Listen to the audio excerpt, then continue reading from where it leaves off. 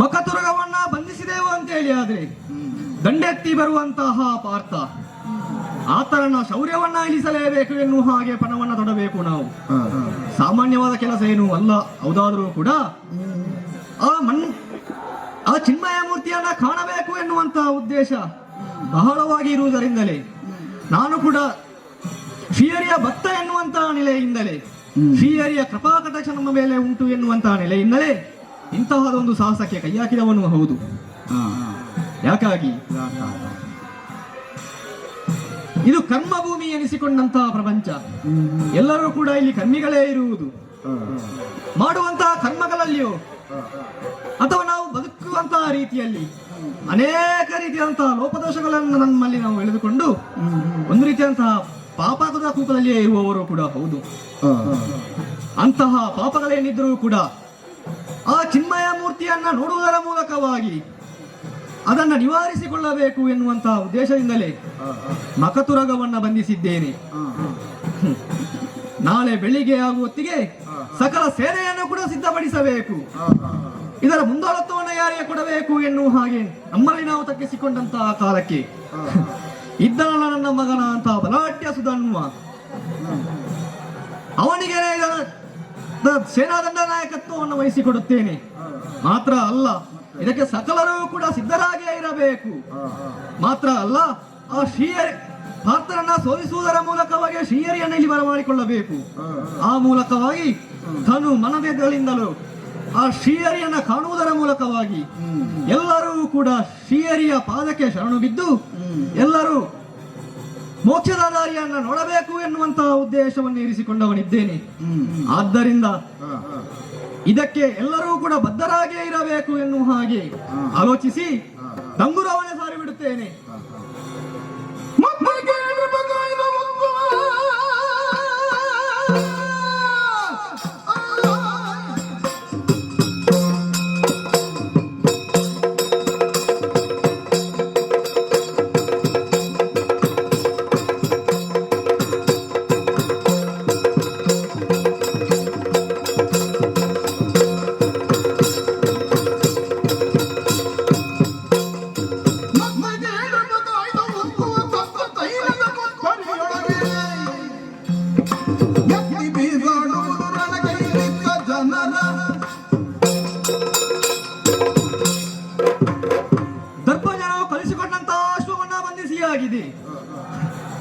ಸೇನಾ ದಂಡನಾಯಕತ್ವವನ್ನು ನನ್ನ ಮಗನಂತಹ ಸುಧನಿಗೆ ಕೊಟ್ಟಿದ್ದೇನೆ.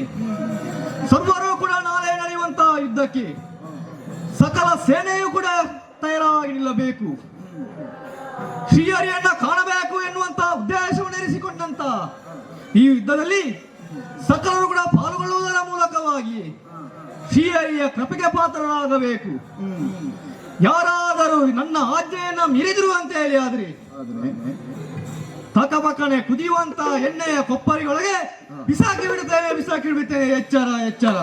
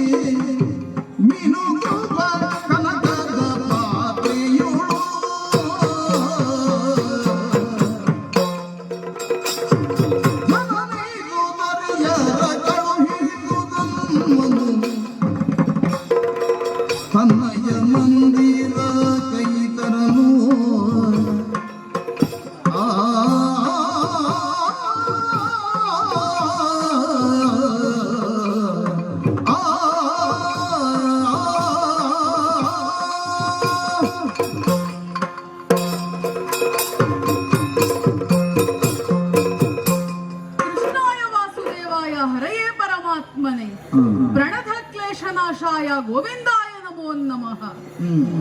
ಶ್ರೀಕೃಷ್ಣನನ್ನೇ ಪರಮ ದೇವರು ಅಂತ ಹೇಳಿ ಪೂಜಿಸಿಕೊಂಡು ಬಂದಂತಹ ವಂಶ ನಮ್ಮದು.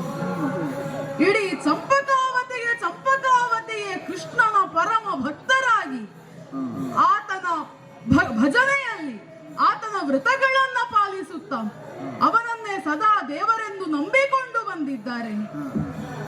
ಇದಕ್ಕೆ ಮೂಲ ಕಾರಣ ನಮ್ಮಪ್ಪನಾದ ಹಂಸಧ್ವಜ ಮಹಾಪ್ರಭುಗಳು ಹೌದು. ಯಥಾ ರಾಜ ತಥಾ ಪ್ರಜಾ ಎನ್ನುವ ಹಾಗೆ ರಾಜ ಹೇಗೆ ನಡೆದುಕೊಳ್ಳುತ್ತಾನೋ ಅದೇ ರೀತಿಯಲ್ಲಿ ಪ್ರಜೆಗಳು ಅವನನ್ನು ಅನುಸರಿಸಿಕೊಂಡು ಹೋಗುತ್ತಾರೆ ಅಂತ ಹೇಳುವುದಕ್ಕೆ ನಮ್ಮಪ್ಪನಾದ ಹಂಸಧ್ವಜ ಮಹಾಪ್ರಭುಗಳೇ ಸಾಕ್ಷಿಯಾಗಿದ್ದಾರೆ. ಇಂದಿನ ದಿವಸ ಹಂಸಧ್ವಜ ಮಹಾಪ್ರಭುಗಳಿಗೆ ಸುರಥ, ಸುಧನ್ವ, ಸುದರ್ಶನ, ಸುಮರೆಂಬ 4 ಜನ ಮಕ್ಕಳು. ನಾವು ಬೇಕಾದಂತಹ ವಿದ್ಯೆಗಳನ್ನೆಲ್ಲ ನಮಗೆ ಧಾರೆ ಎರೆದು ಶಂಖ ಲಿಖಿತರೆನ್ನುವಂತಹ ಮಹಾಗುರುಗಳ ಮೂಲಕ ತಿಳಿಯ ಹೇಳಿದವರು ನಮ್ಮಪ್ಪಯ್ಯ. ಅವರ ಮಾತನ್ನು ಇಂದಿನವರೆಗೆ ಮೀರಿದವರಲ್ಲ. ಕಾರಣವಿದೆ. ವಿದ್ಯಾ ದದಾತಿ ವಿನಯಂ ವಿನಯಾತ್ಯಾತಿ ಪಾತ್ರತಾಂ ಪಾತ್ರತ್ವಾತ್ ಧನಮಾಪ್ನೋತಿ ಧನಾತ್ ಧರ್ಮ ತತಃ ಸುಖಂ. ವಿದ್ಯೆ ವಿನಯವನ್ನ ಕೊಡುತ್ತದಂತೆ. ಆ ವಿನಯದಿಂದಲಾಗಿ ಪಾತ್ರತೆಯು ಸಮಾಜದಲ್ಲಿರುವಂತಹ ನಮಗೆ ಅರ್ಹತೆ ಸಿಗುತ್ತದೆ ಬದುಕುವುದಕ್ಕೆ ಅಂತ. ನಾವು ನಡೆದುಕೊಳ್ಳುವಂತಹ ರೀತಿಯಿಂದಲಾಗಿ ನಮಗೆ ಧನ ಪ್ರಾಪ್ತಿಯಾಗುತ್ತದೆ. ಮಾಡುವಂತಹ ಒಳ್ಳೆಯ ಕೆಲಸವೂ ಅದಕ್ಕೆ ಕಾರಣ ಆಗುತ್ತದೆ. ಹೆಚ್ಚಿನ ಧನ ಸಂಪಾದನೆಯಾದಾಗ ಅದರಿಂದ ಧರ್ಮಾಚರಣೆಗೆ ಅದು ಪೂರಕವಾಗುತ್ತದೆ. ಈ ರೀತಿಯಲ್ಲಿ ನಡೆದುಕೊಂಡು ಬಂದವರು ನಾವು. ಬೇಕಾದಂತಹ ವಿಚಾರಗಳನ್ನೆಲ್ಲವನ್ನು ಅರಿತುಕೊಂಡು ಕೃಷ್ಣನ ಪರಮ ಸೇವೆಯಲ್ಲಿ ಅವನನ್ನೇ ಮುಂದೊಂದು ದಿನ ಕಾಣಬೇಕು ಎನ್ನುವಂತಹ ಉದ್ದೇಶವನ್ನಿಟ್ಟುಕೊಂಡು ಅವನನ್ನು ಪೂಜಿಸುತ್ತಾ ಬಂದವರು. ಆ ಕಾಲ ಒದಗಿ ಬಂದಿದೆ ಮಗನೇ ಅಂತ ಅಪ್ಪ ಹೇಳಿದ್ರು. ಕಾರಣವಿದೆ. ಪಾಂಡವರ ತುರಗ ನಮ್ಮ ಪುರವನ್ನು ಪ್ರವೇಶ ಮಾಡಿದೆ. ಬಂದಂತಹ ತುರಗವನ್ನು ನಮ್ಮಪ್ಪಯ್ಯ ಕಟ್ಟಿ ಹಾಕಿದ್ದಾರೆ. ಅದರ ಹಣೆಯಲ್ಲಿದ್ದಂತಹ ಲಿಖಿತವನ್ನು ಗಮನಿಸಿದವರಿದ್ದಾರೆ. ಪಾಂಡವರೊಡನೆ ಯುದ್ಧ ಮಾಡಿ ನಾವು ಏನೋ ಮಹಾ ಸಾಧನೆಯನ್ನು ಮಾಡಬೇಕು ಅಂತ ಉದ್ದೇಶ ಅಲ್ಲ. ತನ್ಮೂಲಕವಾಗಿ ಕೃಷ್ಣ ಪರಮಾತ್ಮನನ್ನು ಕಣ್ತುಂಬಿಕೊಳ್ಳಬಹುದಲ್ಲ. ಅವನ ಪಾದ ಧೂಳಿಯ ಪುಣ್ಯ ಸ್ಪರ್ಶ ನಮ್ಮ ಚಂಪಕಾವತಿಗೆ ಆಗಬಹುದಲ್ಲ ಎನ್ನುವಂತಹ ಉದ್ದೇಶವನ್ನಿಟ್ಟುಕೊಂಡು ನಮ್ಮಪ್ಪಯ್ಯ ತುರಗವನ್ನು ಬಂಧಿಸಿದ್ದಾರೆ. ಬಂಧಿಸಿದವರೇ ಮಗನೇ ಸುಧನ್ವ, ಸೇನಾ ನಾಯಕತ್ವವನ್ನು ನಿನಗೆ ವಹಿಸಿದ್ದೇನೆ, ಯುದ್ಧಕ್ಕಣಿಯಾಗಬೇಕು ಅಂತ ಆಜ್ಞೆ ಮಾಡಿದ್ದಾರೆ. ಅದು ರಾಜಾಜ್ಞೆಯೂ ಹೌದು, ಪಿತನಾಜ್ಞೆಯೂ ಹೌದು. ಮೀರುವುದಕ್ಕಾಗುವುದಿಲ್ಲವಲ್ಲ. ಅದನ್ನು ಶಿರಸ ಧರಿಸಿಕೊಂಡು ನಮ್ಮವ್ವೆಯಾದಂತಹ ಸುಗರ್ಭೆಯ ಬಳಿಗೆ ಹೋದೆ. ಆಕೆಯು ಹರಸಿ ಕಳುಹಿಸಿದ್ದಾಳೆ. ನಮ್ಮ ಅಪ್ಪನೇ ಹೇಳಿದ್ರಲ್ಲ, ಮನುಮಥನಯ್ಯನ ನೋಡಿ ನಮ್ಮ ತನು ಮನವನ್ನೆಲ್ಲವನ್ನವನಿಗೆ ಅರ್ಪಣೆ ಮಾಡಬೇಕು ಅಂತ. ಅಪ್ಪ ಹಾಗಿರಬೇಕಾದ್ರೆ ಅಮ್ಮನು ಪೂರಕಳಾಗಿರಬೇಕಾಗುತ್ತದೆ. ಅಮ್ಮನ ಆಶೀರ್ವಾದವನ್ನು ಪಡಕೊಂಡು ಬರುತ್ತಾ ಇರಬೇಕಾದರೆ ತಂಗಿಯಾದ ಕುವಲೆ ಎದುರುಗೊಂಡವಳು. ಅಣ್ಣ, ನಿನಗೆ ಶುಭವಾಗಲಿ ಅಂತ ಹೇಳಿದ್ದಾಳೆ. ಅಮ್ಮನ ಆಶೀರ್ವಾದವೂ ಆಯಿತು, ತಂಗಿಯ ಹಾರೈಕೆಯ ಮಾತುಗಳೂ ಆಯಿತು. ಇನ್ನು ಹೊರಟದ್ದು ನನ್ನವಳಿದ್ದಾಳಲ್ಲ ಪ್ರಭಾವತಿ, ಆಕೆಯ ಬಳಿಗೆ ಹೋಗುತ್ತೇನೊಮ್ಮೆ.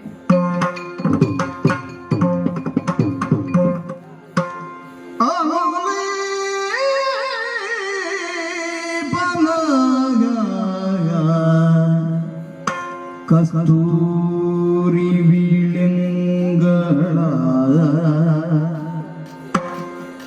ಮಿನುಗುವ ಸಂಪಿಗೆ ಪೂಗಳ ಇರಿಸಿಕೊಂಡು ಇನಿಯನಿಗಿದಿರ ಬಂದಳು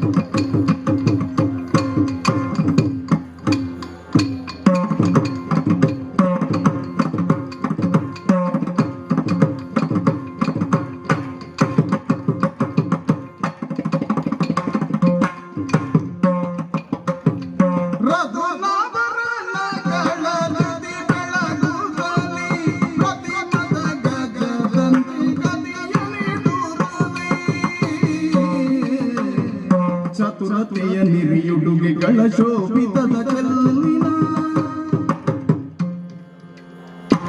ಚತುರತೆಯ ನಿರಿಯುಡುಗೆಗಳ ಶೋಭಿತದ ಚೆಲ್ಲಿನ ಅರ್ಧ ಚಂದ್ರ ಗತಿಯ ಕಣಕೂರಿ ತಿಲಕ ಅರ್ಧ ಚಂದ್ರ ಗತಿಯ ಕಣಕೂರಿ ತಿಲಕ ಭ್ರೂರತೆಯ ಮಾನಿನಿಯ ತಿಹರುಷದಲ್ಲಿ ಕವಿಗೆ ಇದಿರಾಗುತ್ತಲಿ ಬಂದಳು ಸತ್ಯಶಿರೋಮಣಿ ಪ್ರಭಾವತಿ ಸೊಬಗಿನಲಿ ಸೊಗಸಿನಲಿ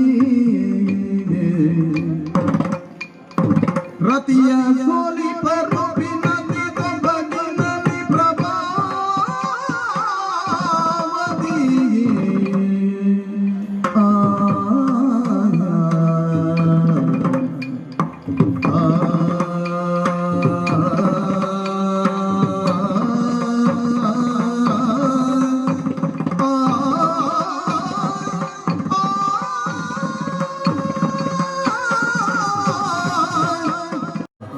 ಚಂದ್ರಗಾವಿಯ ಸೀರೆಯನ್ನು ಉಟ್ಟಿದ್ದೇನೆ, ಅದಕ್ಕನುಗುಣವಾದಂಥ ಆಭರಣಗಳನ್ನು ತೊಟ್ಟಿದ್ದೇನೆ.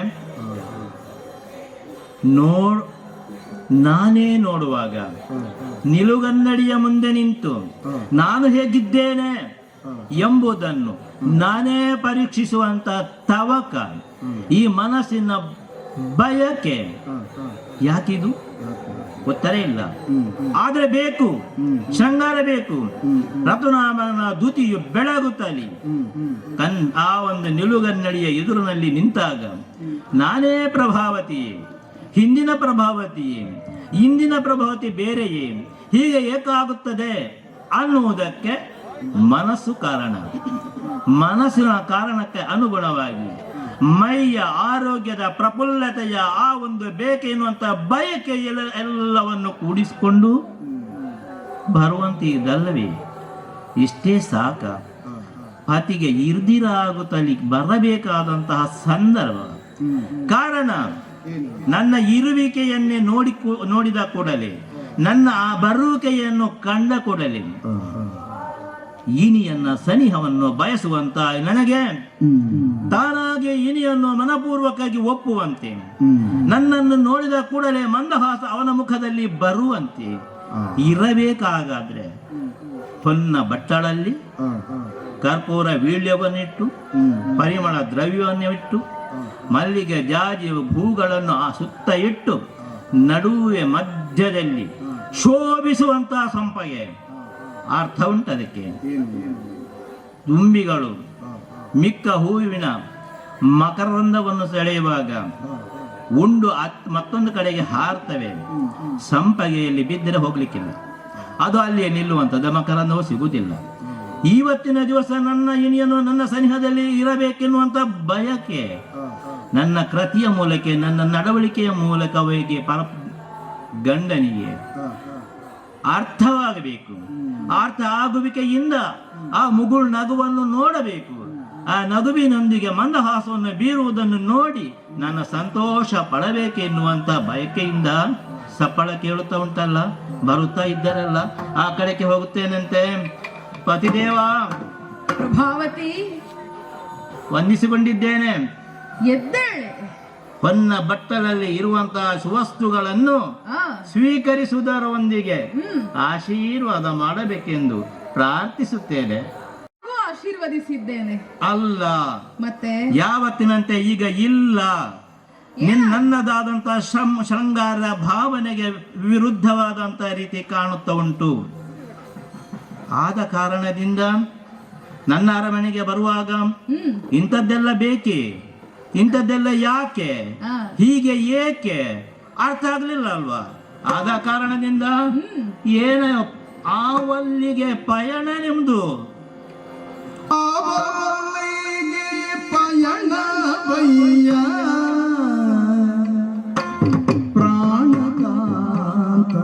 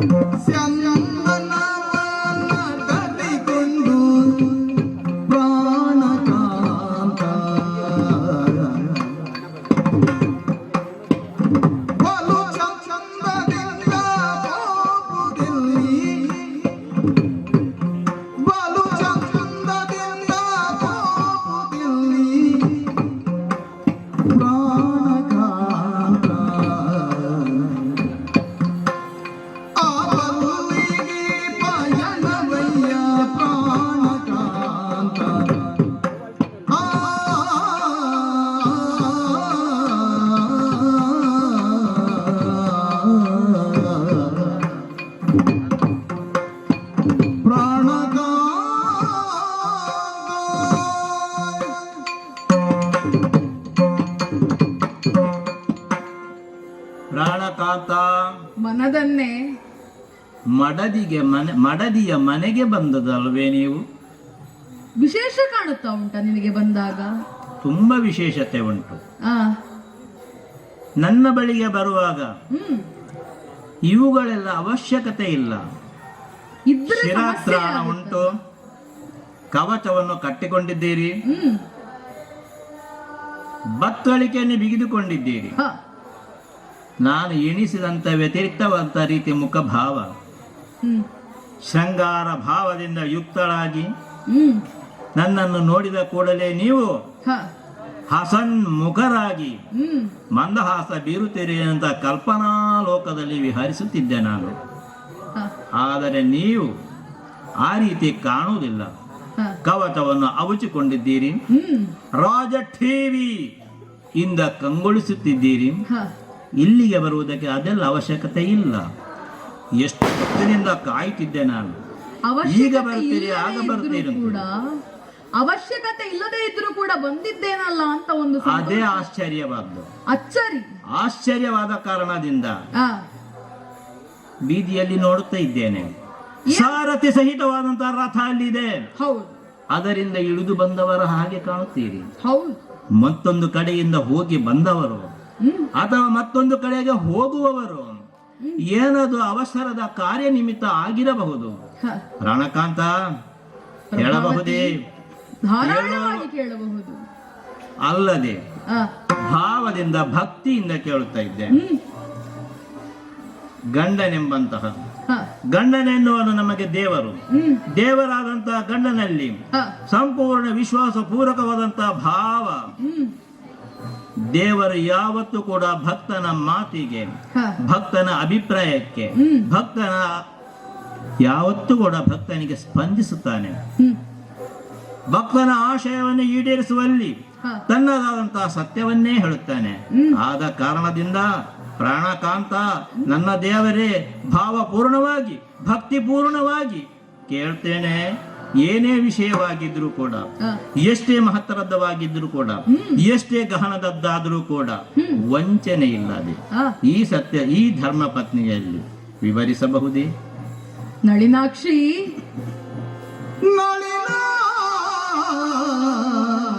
ನಳಿನಾಕ್ಷಿ ಕೇಳೆ ಈಗ ಕೇಳಬೇಕು. ಆ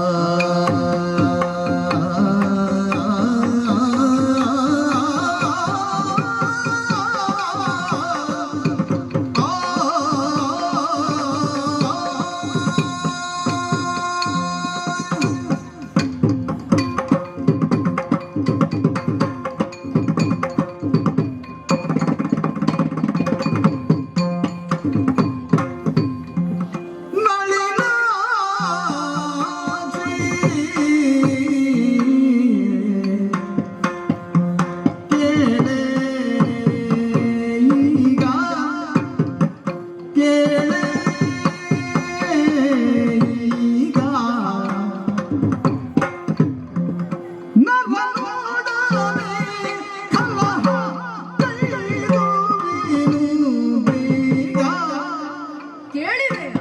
ಏನು?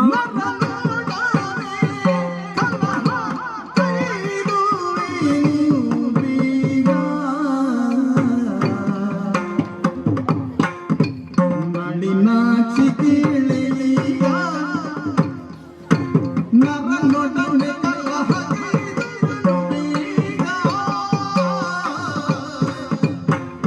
ಕಳಬಳಿಸಬೇಡ ಮನದಿ, ಕಳವಳ ಬೇಡ. ಕಳಬಳಿಸಬೇಡ ಮನದಿ.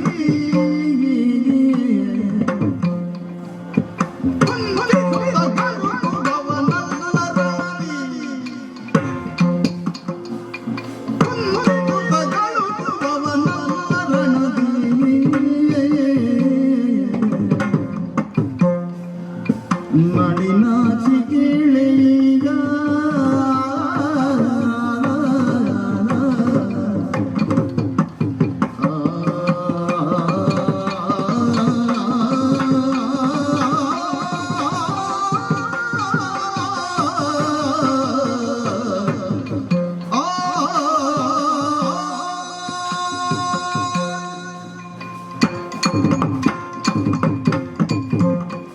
ನಳಿನದಂತಹ ಅಕ್ಷಿಗಳನ್ನುಳ್ಳ ಆ. ನಯನ ಮನೋಹರೇ, ಹಾ ಕೇಳು.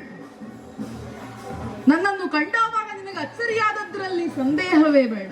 ವಿಸ್ಮಯವಾಗಿ ಯಾವತ್ತು ಬಂದ ಹಾಗೆ ನನ್ನವರು ನನ್ನ ಅರಮನೆಗೆ ಬಂದದ್ದಿಲ್ಲ ಅಂತ ಮುಖಭಾವ ಹೇಳಿತು. ನಗು ಮುಖ ಕಾಣುವುದಿಲ್ಲ. ಆದ್ರೆ ನಿನ್ನ ಬಳಿಗೆ ಬರಬೇಕು ಅಂತ ಹೇಳುವ ಉದ್ದೇಶವನ್ನಿಟ್ಟುಕೊಂಡೇ ಬಂದವನು ನಾನು. ಪ್ರಭಾವತಿ, ಹಾ ಅರಮನೆಯಲ್ಲಿದ್ದರೂ ಕೂಡ ನಮ್ಮ ಪುರದಲ್ಲಿ ನಡೆಯುವಂತಹ ವಿಚಾರಗಳು ನಿನಗರಿವಾಗದೆ ಇರುವುದಕ್ಕೆ ಸಾಧ್ಯವಿಲ್ಲವಲ್ಲ. ಗೊತ್ತೇ ಆಗಲಿಲ್ಲ. ನನ್ನದಾದಂತಹ ಭಾವನಾ ಲೋಕದಲ್ಲಿ ವಿಹರಿಸುವುದರಿಂದ ಏನೋ ಅರ್ಥವೇ ಆಗಲಿಲ್ಲ. ಕಾರಣ ಉಂಟು. ಅಷ್ಟು ಅಲ್ಪ ಸಮಯದಲ್ಲಿ ಇಂತಹ ನಿರ್ಧಾರವೊಂದು ನಮ್ಮ ಅಪ್ಪಯ್ಯನವರು ತೆಗೆದುಕೊಳ್ಳಬೇಕಾಯಿತು.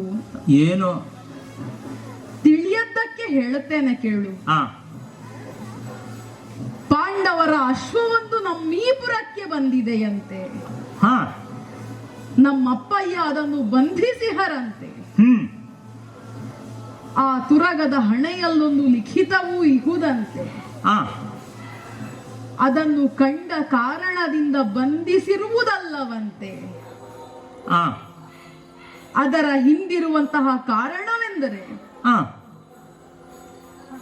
ನರನೊಡನೆ ಕಾದಬೇಕಾದರೆ ಕೃಷ್ಣ ಪರಮಾತ್ಮನ ದರ್ಶನವಾಗಬಹುದು ಅಂತ ಒಂದು ದೂರಾಲೋಚನೆ, ಉದ್ದೇಶ. ಅಶ್ವಮೇಧದ ಕುದುರೆ, ಅಪರೂಪದ ಕುದುರೆ, ಸ್ವಚ್ಛ ತರದವಳ ಅಂಗದತಿ ಮನೋಹರವಾದ ಒಂದೇ ಕಿವಿಯೊಳಿಸುವ ನೀಲಚ್ಛವಿಯ ಕೇಳಿದ್ದೇನೆ. ಹೌದು, ಅಪರೂಪದ ಅಶ್ವಮೇಧದ ಕುದುರೆಯು ಲಕ್ಷಕ್ಕೊಂದು ಇರುವುದು. ಅದು ನಮ್ಮಲ್ಲಿಗೆ ಬಂದಿದೆ. ಅಟ್ಟುವುದಲ್ಲ ಯಾರು, ತನ್ನಷ್ಟಿಗೆ ತಾನು ಬರುವಂತದ್ದು. ಅದು ಬಂದಲ್ಲಿ ಒಂದು ಅವರು ಕಪ್ಪ ಕೊಡಬೇಕು, ಇಲ್ಲ ಯುದ್ಧ ಮಾಡಬೇಕು, ಅದರ ನಿಯಮ. ಹೌದು, ಹಾಗಿರುವುದು. ಕಟ್ಟಬೇಕು, ಇಲ್ಲದಿದ್ರೆ ಕಪ್ಪ ಕೊಟ್ಟು ಬೆಂಬಲಕ್ಕೆ ಬರಬೇಕು. ಇದು ಅಶ್ವಮೇಧದ ಯಾಗದ ನಿಯಮವೇ ಹಾಗೆ. ಕೇಳಿದ್ದೇನೆ. ಹಾಗೆ ಐತೆ ಇದು ಇದ್ದದ್ದು ಹಾಗೆ ಬಂದದ್ದ. ಹೌದು, ಅದನ್ನು ನೋಡಿ ನಮ್ಮ ಮಾವನವರು ಕಟ್ಟಿದ್ದು ಹೌದು. ಆದರೆ ಕಪ್ಪ ಕೊಟ್ಟು ಶರಣಾಗುವುದು ಅವರಿಗೆ ಏನು ಕಷ್ಟದ ಕೆಲಸ ಅಲ್ಲ. ಕಾರಣ ಅಲ್ಲಿಗೆ ಬೆಂಬಲಕ್ಕಿರುವುದು ಕೃಷ್ಣ ಪರಮಾತ್ಮನೆನ್ನುವಂತಹ ಒಂದು ಉದ್ದೇಶ. ಅಂತಹ ತುರಗವನ್ನು ಕಟ್ಟುವ ಮುಖೇನವಾದರೂ ಕೃಷ್ಣನ ದರ್ಶನ ನಮ್ಮ ಈ ಪುರದ ಜನರಿಗೆ ಆಗಲಿ ಅಂತ ಹೇಳುವ ಕಾರಣದಿಂದಲಾಗಿ ಸದಭಿಪ್ರಾಯ. ಹೌದು, ಧರ್ಮರಾಯನ ಅರ್ಥವಿಸಿಕೊಂಡವರಿಗೆ ಸದಾಭಿಪ್ರಾಯವೇ. ಧರ್ಮರಾಯನ ವ್ಯಕ್ತಿತ್ವದ ಬಗ್ಗೆ ಅಥವಾ ಧರ್ಮದ ಮೂರ್ತಿಯೋ ವ್ಯಕ್ತಿಯಾದಂತ ಅವನ ಬಗ್ಗೆ ಇರುವಂತ ಯಾವುದೇ ಕಾಳಜಿ ಅಲ್ಲ. ಅಶ್ವಮೇಧದ ಕುದುರೆಯನ್ನು ಕಟ್ಟಿ ನಮಗಾಗಬೇಕಾದ್ದು ಏನೂ ಇಲ್ಲ. ಕಾರಣದಲ್ಲಿ ಇರುವುದು ಕೃಷ್ಣ ದರ್ಶನಕ್ಕೆ ಪೂರಕ ಇದು ಎಂಬುದನ್ನು ಅರ್ಥ ಮಾಡಿ ಅಪ್ಪನಾರು ಕಟ್ಟಿದ್ದಾರೆ. ಆಮೇಲೆ ಆದ್ರೆ ನಾವು ಯಾಕೆ ಯಾರು ಬಂದಿದ್ದಾರೆ ಸಹಾಯಕ್ಕೆ? ಬಂದವನು ನರ, ಮಧ್ಯಮ ಪಾಂಡವ, 10 ಹೆಸರುಗಳಿಂದ ಕರೆಯಲ್ಪಡುವ ಅರ್ಜುನ ಕಿರೀಟಿ ಬಂದಿದ್ದಾನೆ. ಅಶ್ವಮೇಧದ ತುರಗದ ಬೆಂಗಾವಲಿಗೆ ರಕ್ಷಣಾರ್ಥವಾಗಿ ಹೊರಟು ಬಂದವ ಪಾರ್ಥ, ಕೃಷ್ಣನ ಭಾವ, ನಮ್ಮ ದೇವ. ಅವನು ಬರುತ್ತಾನೆ. ಬಂದಾಗ ಯುದ್ಧ ಮಾಡಿದೆವು ಅಂತಾದರೆ ಬರ್ತಾನೆ, ಬರೆಸಲೇಬೇಕೆನ್ನುವಂತಹ ನಿರ್ಣಾಯಕವಾದಂತಹ ಹಂತಕ್ಕೆ ಮುಟ್ಟಿದಂತಹ ರಾಜ ಋಷಿ ನಮ್ಮ ಮಾವಾಂಸಧ್ವಜರು ಅಲ್ಲವೇ? ಅದನ್ನು ಪ್ರಶ್ನಿಸಲಿಕ್ಕಿಲ್ಲ. ಪ್ರಶ್ನಿಸುವುದಕ್ಕೆ ಆದ ಕಾರಣದಿಂದ ಈ ವೇಷ ನರನೊಡನೆ ಕಾದುವುದರ ಮುಖೇನವಾಗಿ ಕಲಹ ಕೈದುವುದು ಅದು ಅಸಾಧ್ಯ ಅಂತ ನಿನಗೆ ಸಂಶಯ ಬರುವುದು ಬೇಡ. ಮಮ ಪ್ರಾಣಾಹಿ ಪಾಂಡವಾಹ ಅಂತ ಕೃಷ್ಣ ಪರಮಾತ್ಮ ಬೆಂಬಲಕ್ಕಿರಬೇಕಾದರೆ ಅವರಿಗಾವ ಕುಂದು ಕೊರತೆಗಳುಂಟಾಗಲಿಕ್ಕಿಲ್ಲ. ಕೃಷ್ಣ ಭಾರತ ಧನುರ್ಧರ ಅಂತ ಕರೆಸಿಕೊಂಡವನಲ್ಲವೋ.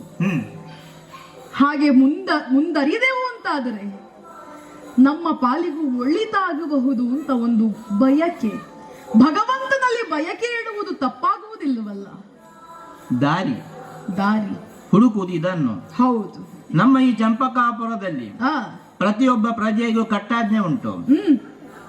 ಹರಿಭಕ್ತರಾಗಿ ಬದುಕಬೇಕು, ಹರಿಯ ಒಲಿಮೆಗೆ ಪಾತ್ರರಾಗಬೇಕು, ಸಾಂಸಾರಿಕದ ಭವಬಂಧನದಿಂದ ದೂರ ಇರಬೇಕು, ಮೋಕ್ಷಗಾಮಿಗೆ ಬೇಕಾದಂತಹ ಪೂರಕವಾದಂತಹ ಕಟ್ಟುನಿಟ್ಟಿನ ರಥವನ್ನು ಮಾಡಬೇಕು.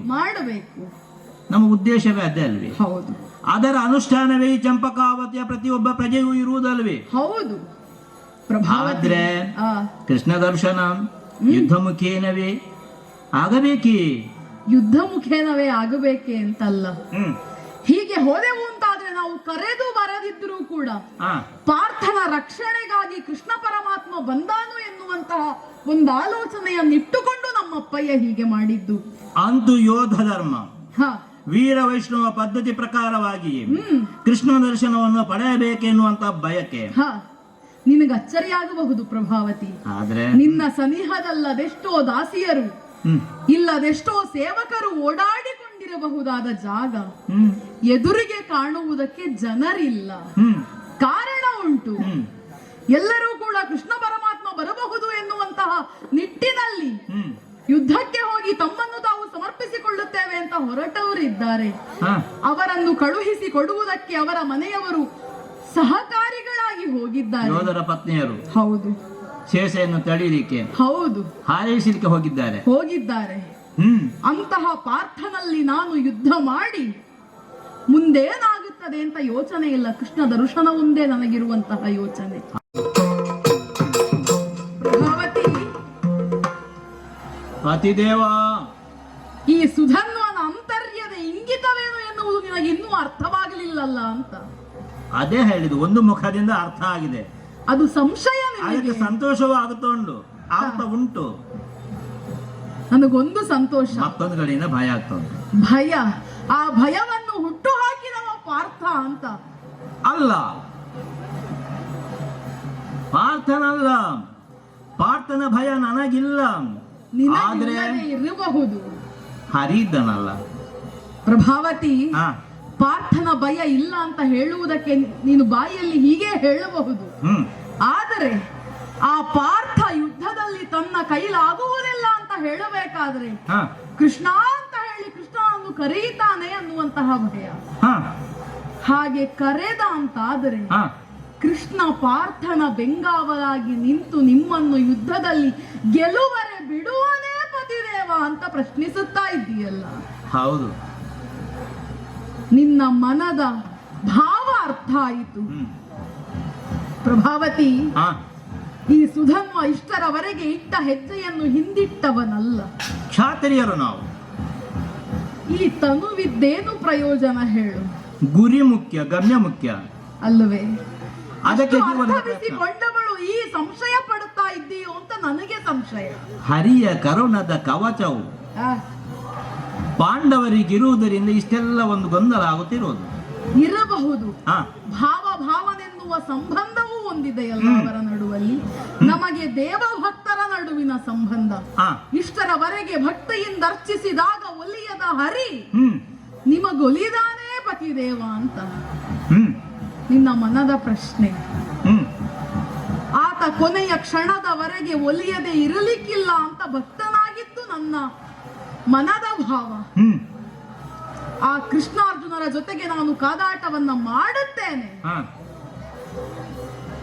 ಅರಮನೆಯೊಳಗಿರುವ ಹೆಂಗಳೆಯರ ಮನದಲ್ಲಿ ಭಯವನ್ನು ಹುಟ್ಟಿಸಿದಂತಹ ಪಾರ್ಥನ ಜೊತೆಗೆ ಯುದ್ಧ ಮಾಡುವುದು ಹಾ. ಈ ಸುಧನ್ವನಿಗ ಸಾಧ್ಯದ ಮಾತಲ್ಲ ಎನ್ನುವುದು ನಿನಗೆ ನೆನಪಿರಲಿ.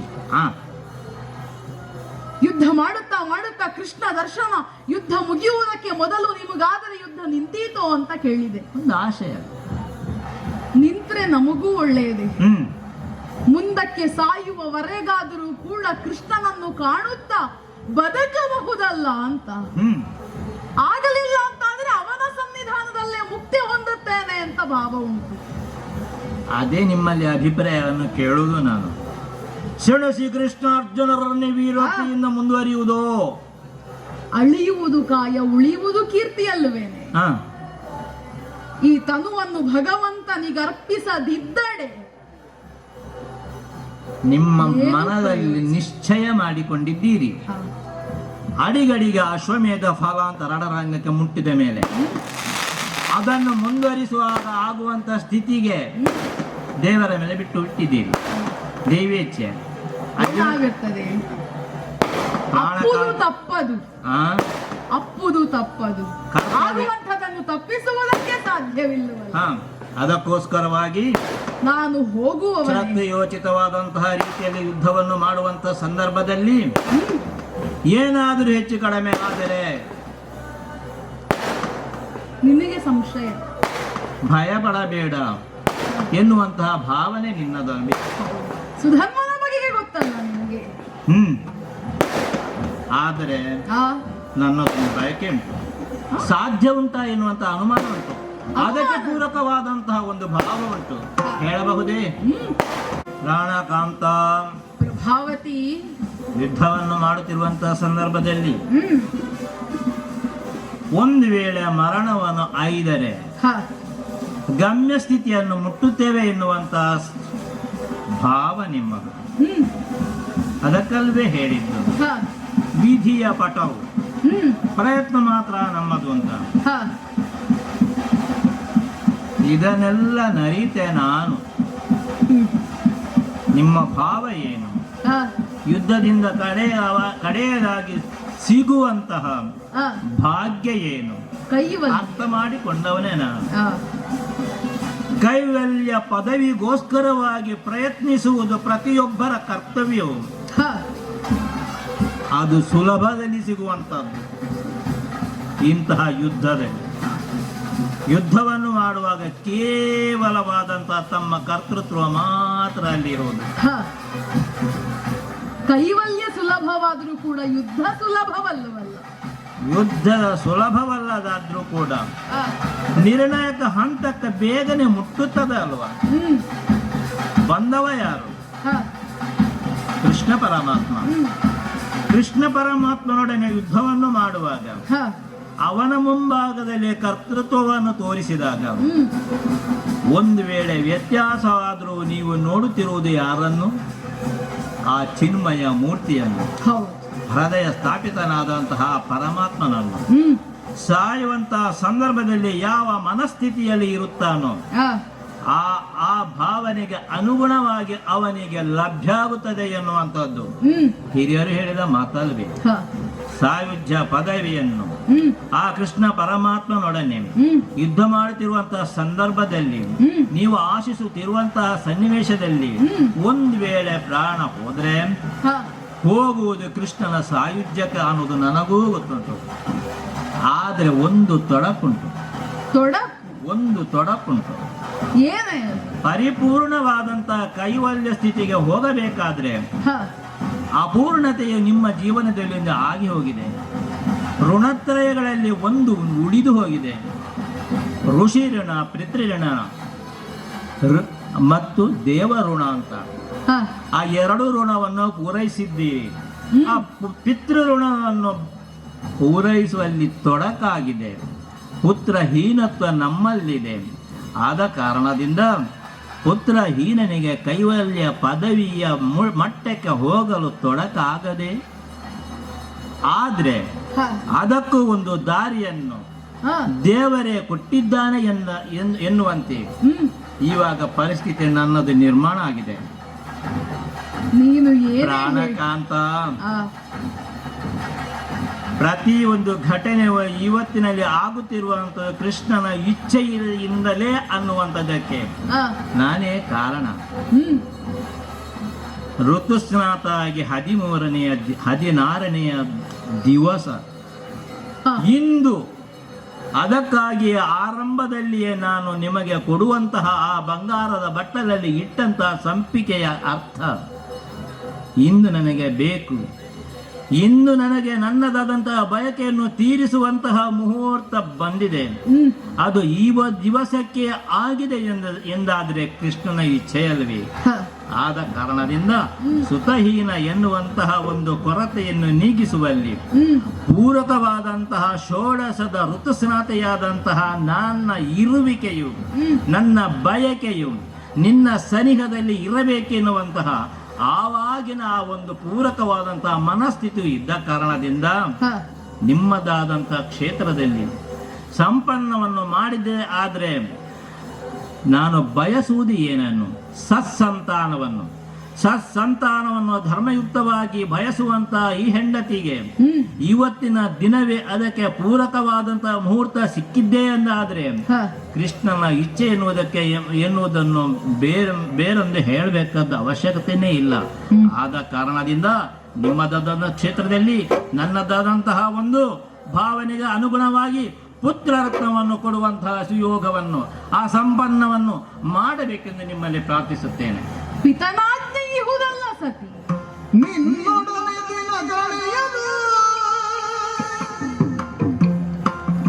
ಪಿತನಾದ ಇನ್ನು ತನಗಿರುವುದು ಕೇಳು. ಹೌದು. ಮುನ್ನ ಹೊರಟಿಹನು ಜನಗ ನಾ ಭೋಗದಂತೆ ಗೊರಗದು ಸೈನಿಕ.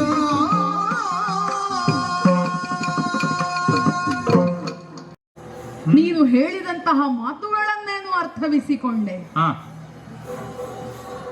ಕಾರಣವಿದೆ ನಾನು ಹೀಗೆ ತಡೆಯುವುದಕ್ಕೆ. ಹ್ಮ್, ಪಿತನಾಜ್ಞೆ ಇಹುದಲ್ಲ ಎನಗೆ ಗೊತ್ತು. ಅಪ್ಪ ಮೊದಲೇ ಹೊರಟವರಿದ್ದಾರೆ ಯುದ್ಧಕ್ಕೆ ಸನ್ನದ್ಧರಾಗಿ. ಅಪ್ಪನೇ ಅಷ್ಟು ಅವಸರವಾಗಿ ಹೊರಟಿದ್ದಾರೆ ಅಂತಾದರೆ ಹಾ, ಮಗ ಹಿಂದುಳಿದರೆ ಹೇಗಾದೀತು ಹೇಳು. ಹಿಂದುಳಿಯಬೇಕೆಂದು ನಾನು ಕೇಳುವುದೇ ಇಲ್ಲ. ಆದ್ರೆ ಈಗ ಸಂಪನ್ನಗೊಳಿಸಿ ತಡವಾಗುತ್ತದೆ. ಸತ್ಸಂತಾನದ ಬಯಕೆ ಸಮಯ ಇದಲ್ಲ ಅಂತ. ಹ್ಮ್, ಆ ಕಾರಣಕ್ಕಾಗಿ ಹಾ, ಅಪ್ಪನಾಜ್ಞೆಯನ್ನು ಮೀರುವರೇ ಅದು ಈಗ ಸಾಧ್ಯವಾಗುವ ಮಾತಲ್ಲ. ಪ್ರಾಣಕಾಂತ, ಆ, ಅಪ್ಪನ ಆಜ್ಞೆಯ ಬೇರುವುದು ಸಾಧ್ಯ ಇಲ್ಲ ಎಂದಾಗಿದ್ರೂ ಕೂಡ ಹ್ಮ್ ನನ್ನದಾದಂತ ಬಯಕೆಯನ್ನು ಮೀರಲಿಕ್ಕೂ ನಿನ್ನಿಂದ ಸಾಧ್ಯವೇ ಇಲ್ಲ. ಕಾರಣ ಸಂತಾನವನ್ನು ಒದಗಿಸಿ ಕೊಡಬೇಕಾದಂತ ನನ್ನ ಕರ್ತೃತ್ವ. ನಿಮಗೆ ನಿಮ್ಮ ಮೋಕ್ಷಗಾಮಿತ್ವತೆಗೆ ಆ ಕೈವಲ್ಯ ಪದವಿಗೆ ಪೂರಕವಾದುವಂತಹ ಒಂದು ದಾರಿ ನನ್ನಲ್ಲಿ ಇದೆ ಎಂದಾದಾಗ ಆ ತೊಡಕವನ್ನು ನಿವಾರಿಸುವಂತಹ ಸನ್ನಿವೇಶ ಸಂದರ್ಭ ಈಗ ಆಗಿದ್ದಾಗ ಈ ಸಂದರ್ಭದಲ್ಲಿ ಖಂಡಿತವಾಗಿಯೂ ಬಿಡೆನು ಈಗ ಎನ್ನ ಗೂಡು ಈಗ ನಡೆಯಲು ಬಿಡಿದ ಕಾಂತನನ್ನು ಬಡಬಡಿಸಿದಳು ಒಪ್ಪುದ. ಸಾಧ್ಯವೇ ಇಲ್ಲ ಇಂದು ನನ್ನನ್ನು ಬಿಟ್ಟು ಹೋಗಲಿಕ್ಕೆ. ಪ್ರಭಾವತಿ ಭಯಕವನ್ನು ತೀರಿಸಲೇತಕ್ಕದ್ದು. ಇಷ್ಟರವರೆಗೆ ಯಾವ ವಿಚಾರದಲ್ಲೂ ನನ್ನನ್ನು ತಡೆದವಳಲ್ಲ ನೀನು. ಹ್ಮ್, ಇವತ್ತು ಹೀಗಾಡುತ್ತಾ ಇದ್ದಿ. ಹಾ, ಸ್ವಲ್ಪ ಆಲೋಚಿಸಬೇಕಲ್ಲ. ಹಾ, ಸತಿಗೆ ಹ್ಮ್, ಸತಿಗೆ ಷೋಡಶದ ಋತು ಸಮಯ ಏಕಾದಶಿ ವೃತ ಮಲಂಘ್ಯ ಶ್ರಾದ್ದ ವಿನಿತೊಂದು ದಿನ ಸಂಗತ ಮಾದೊಡೆ. ಅಂತಹ ಸಂದರ್ಭದಲ್ಲಿ ಎಂತು ಕರ್ತವ್ಯವಿನೇ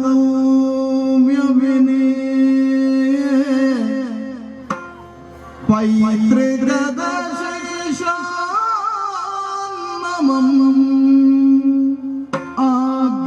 ಆಘ್ರಾಣಿಸೆ ಕೃತಭೋಜಮಾದ ಪುದು ನಡುವಿರುಳ್ ಕಳೆದ ವನಿತೆಯ ಒಡಗೂಡಬಹುದು. ಹೌದಲ್ಲ, ಅದರಿಂದ ಧರ್ಮ ಪದ್ಧತಿಯ ನೀಕ್ಷಿಸಲ್ ಇವಳ ನಿಂದು ಮೀರುವುದು ಮತವಲ್ಲ. ಇವಳ ನಿಂದು ಮೀರುವುದು ಮತವಲ್ಲ ಸರಿಯಲ್ಲ. ಎಂದವನು ತಿಳಿದ ಸತಿಗೆ ಷೋಡಶದ ಋತು ಸಮಯ ಆ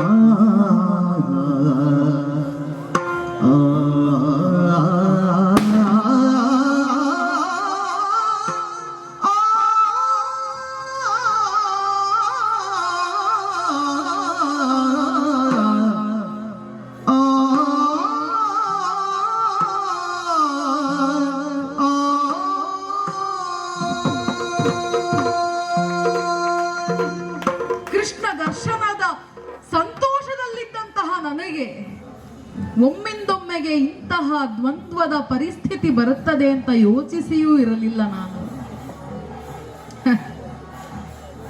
ಸತಿಯ ಬಳಿಗೆ ಬಂದು ಯುದ್ಧಕ್ಕೆ ಹೋಗುವಂತಹ ವಿಚಾರವನ್ನವಳಲ್ಲರೂಹಿ ತೆರಳುತ್ತೇನೆ ಅಂತ ಬಂದವ.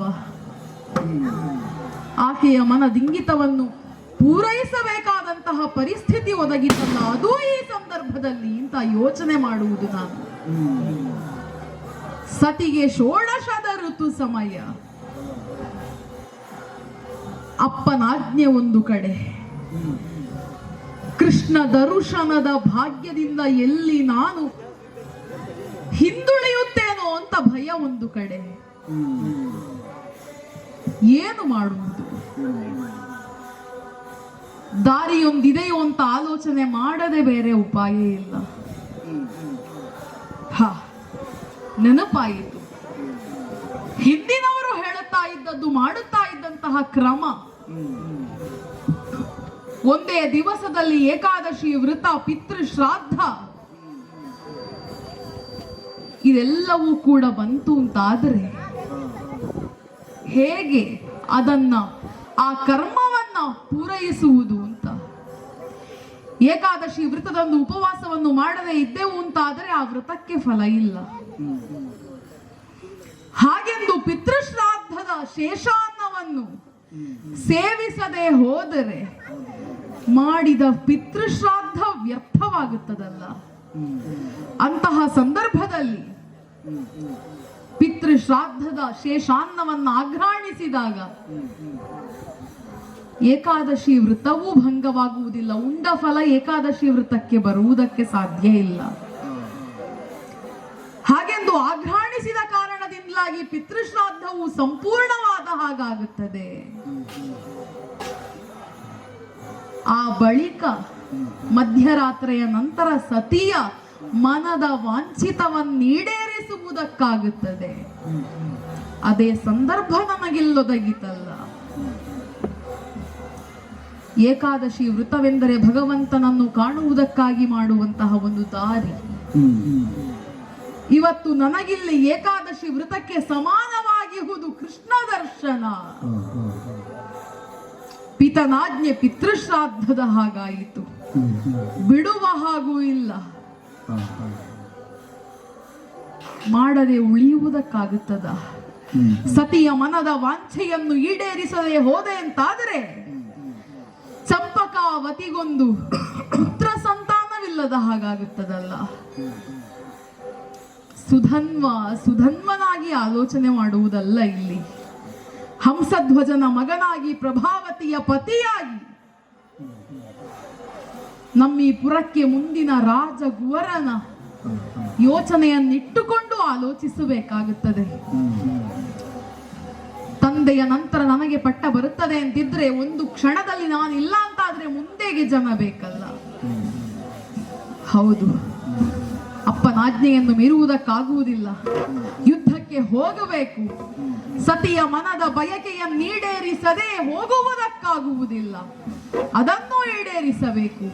ಕೃಷ್ಣ ದರ್ಶನವನ್ನು ಮನದಲ್ಲಿಟ್ಟುಕೊಂಡೇ ವ್ಯವಹರಿಸಬೇಕು. ಹಾಗಾಗಿ ಸತಿಯನ್ನು ಈ ದಿವಸ ಕೂಡಿ ನಾಳೆ ಸೂರ್ಯೋದಯಕ್ಕಾಗುವಾಗ ಯುದ್ಧಕ್ಕೆ ಹೋಗಿ ಅಪ್ಪನ ಮಾತನ್ನು ಪೂರೈಸ್ತೇನೆ. ಸತಿ ಪ್ರಭಾವತಿ, ನಿನ್ನ ಮನದ ಬೇಡಿಕೆಯನ್ನು ಈಡೇರಿಸುವುದಕ್ಕೆ ನನಗ್ಯಾವ ತಡೆಯೂ ಇಲ್ಲ. ಧನ್ಯನಾದೆ. ಹೀಗೆ ಬಾ, ಹೀಗೆ ಬಾ.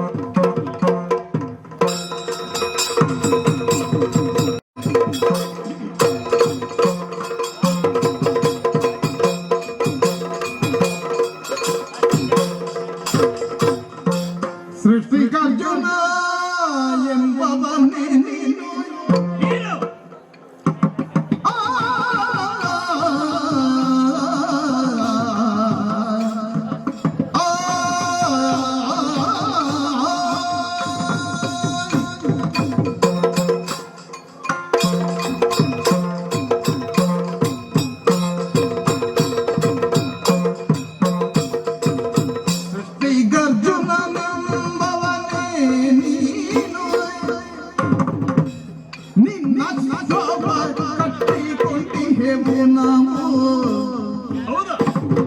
ಬಿಟ್ಟು ಹೋಗ್ತೀಯೋ? ನೀನು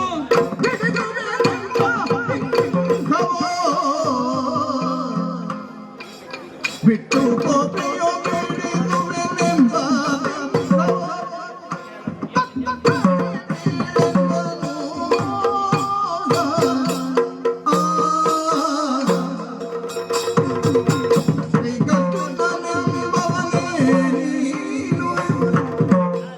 ನಿನ್ನ ಶಾಪ ಕಟ್ಟಿಕೊಂಡು ನಾವು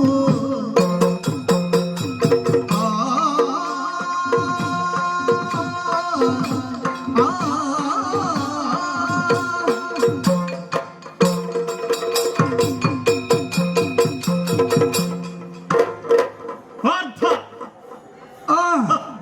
ಇಲ್ಲಿಯವರೆಗೆ ಮನಪಟದೊಳಗೆ ಹುದುಗಿದ್ದಂತಹ ಒಂದು ಚಿತ್ರಣ ಕಣ್ಣ ಮುಂದೆ ಪ್ರತ್ಯಕ್ಷವಾಗಿ ಕಾಣಿಸಿಕೊಂಡಾಗ ಆಗುವಂತಹ ಭಾವನೆ, ಭಾವಾತಿರೇಕ ಓಹೋ ಛೆ! ವರ್ಣಿಸಲಸದಳವಯ್ಯ. ಯಾಕೆ ಯಾಕೆ ಹೇಳ್ತೇನೆ ಕೇಳು. ಸೃಷ್ಟಿಗರ್ಜುನ ಅನೇಕ ರೀತಿಯಾದಂತಹ ಸೃಷ್ಟಿಗಳನ್ನು ಮಾಡುತ್ತಾ ಹೋದವನು ನೀನಂತೆ. ಯಕಶ್ಚಿತ್ ಈ ಸುಧನ್ವನಾರುವನು ರಣಭೂಮಿಯಲ್ಲಿ ಇಂತಹ ಒಂದು ವ್ಯಕ್ತಿತ್ವವನ್ನು ಕಾಣುವಂತಹ ಯೋಗ ಒದಗಿ ಬಂದಿತ್ತಲ್ಲ. ಓಹೋ ಅದಕ್ಕೆ ನಮಗೆ ಸಂತಸವಾಗಿರುವಂತಹದ್ದು. ಬಾಲಪಾಠವಾಗಿತ್ತು ನಿನ್ನ ಜೀವನ ಶೈಲಿ ಎನ್ನುವಂತಹದ್ದು ಅರ್ಜುನ. ಅದು ನಮ್ಮ ಜೀವನಕ್ಕೆ ಗುರುಮಠದಲ್ಲಿ ಅಧ್ಯಯನ ಮಾಡುವಂತಹ ಸಂದರ್ಭದಲ್ಲಿ ಕ್ಷಾತ್ರಿಯ ಪಂಥಕ್ಕೆ ಅನುಸಾರವಾಗಿ ಯಾವ ರೀತಿಯಲ್ಲಿ ಧನುಷ್ಠೇಂಕಾರವನ್ನು ಮಾಡಬೇಕು, ಯಾವ ರೀತಿಯಲ್ಲಿ ಭತ್ತಳಿಕೆಯನ್ನು ಧರಿಸಬೇಕು, ಯಾವ ರೀತಿಯಲ್ಲಿ ಗಾಂಡೀವವನ್ನು ನೀನು ಧರಿಸ್ತಾ ಇದ್ದೀಯೋ ಅಂತಹದಾದಂತಹ ಒಂದು ಚಿತ್ರಣವನ್ನು ಗುರುಮಠದ ಗೋಡೆಗೆ ಬರೆಸುವಂತಹದ್ದು ಕಲಾಕಾರನಿಂದ ಗುರುಗಳು ಬರೆಸುವುದರ ಮೂಲಕ ಅರ್ಜುನನು ಯುದ್ಧ ಭೂಮಿಯಲ್ಲಿ ನಿಂತಹ ನಿಲುವು ಯಾವ ರೀತಿಯಲ್ಲಿದೆ, ಯಾವ ರೀತಿಯಲ್ಲಿ ಬಾಣವನ್ನು ಹೂಡುತ್ತಾನೆ, ಬಿಲ್ಲನ್ನು ಧರಿಸ್ತಾನೆ, ಧರಿಸುವುದರ ಮೂಲಕ ಬಾಣವನ್ನು ಬಿಲ್ಲುಗೆ ಜೋಡಿಸುವುದರ ಮೂಲಕ ಅಕಾರಾಂತರವಾಗಿ ಹೇಗೆ ಎಳೆಯುತ್ತಾನೆ, ಆಮೇಲೆ ಯಾವ ರೀತಿಯಲ್ಲಿ ಪ್ರಯೋಗಿಸ್ತಾನೆ ಎನ್ನುವುದಾಗಿ ನಮಗೆ ಬಾಲಪಾಠವಾಗಿರುವಂತಹದ್ದು. ಅದಕ್ಕೆ ಹೇಳಿದ್ದು ಸೃಷ್ಟಿಗರ್ಜುನ ಎನ್ನುವುದಾಗಿ.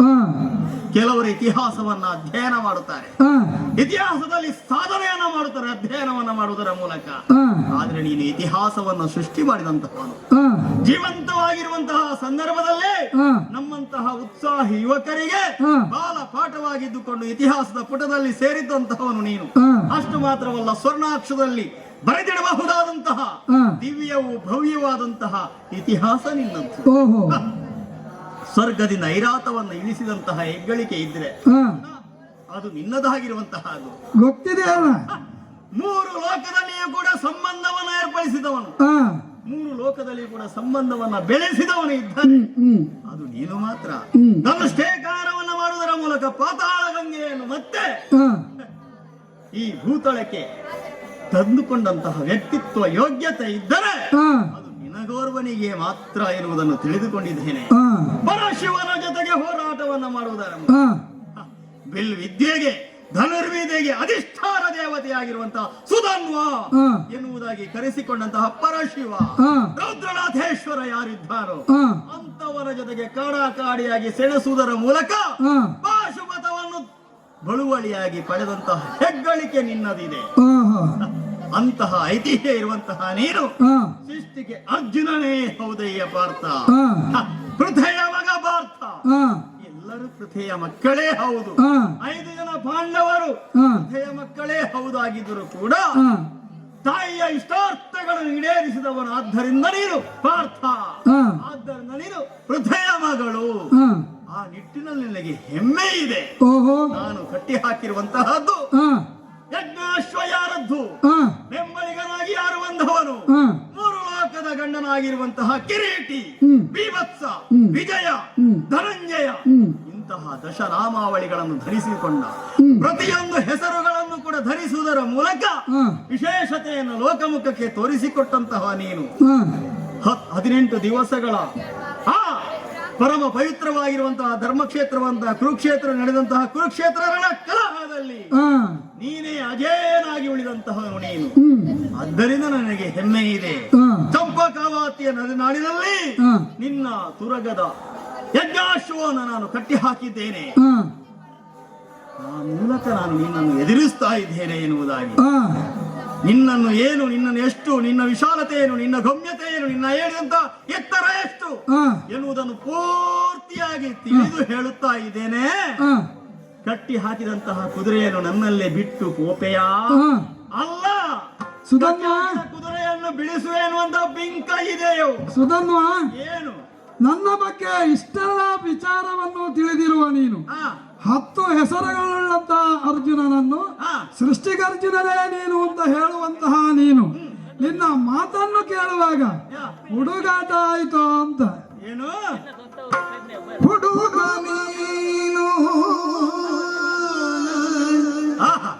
ನಿನ್ನ ಬೆಡಗಿನ ನುಡಿಯ ಕಟ್ಟಡು ಹುಡುಗ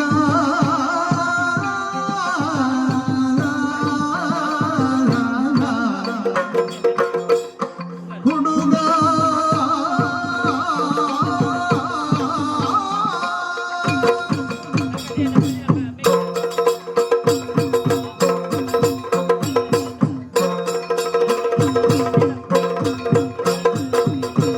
ಹುಡುಗ ನೀನು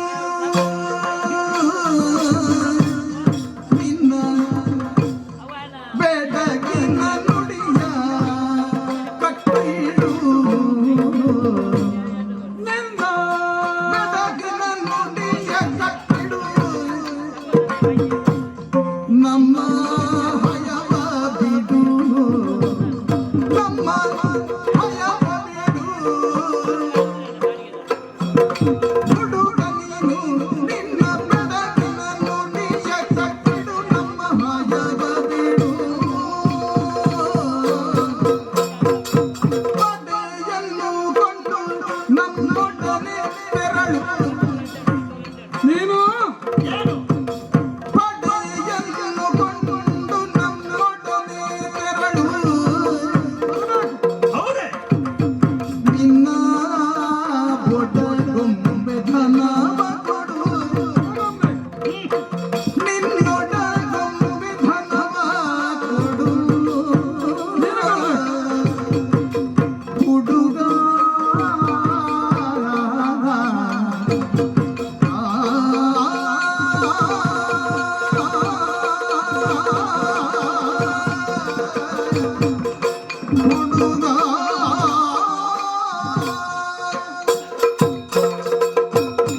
ಮೂಢ ನಿನ್ನ ರೂಢಿಯ ಬಡನೆಂದು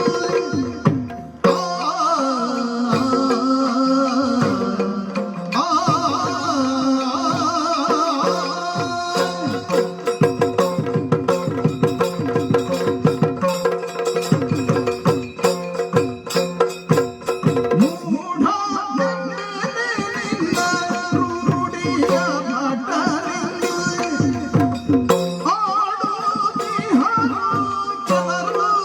ಇವರೆಲ್ಲ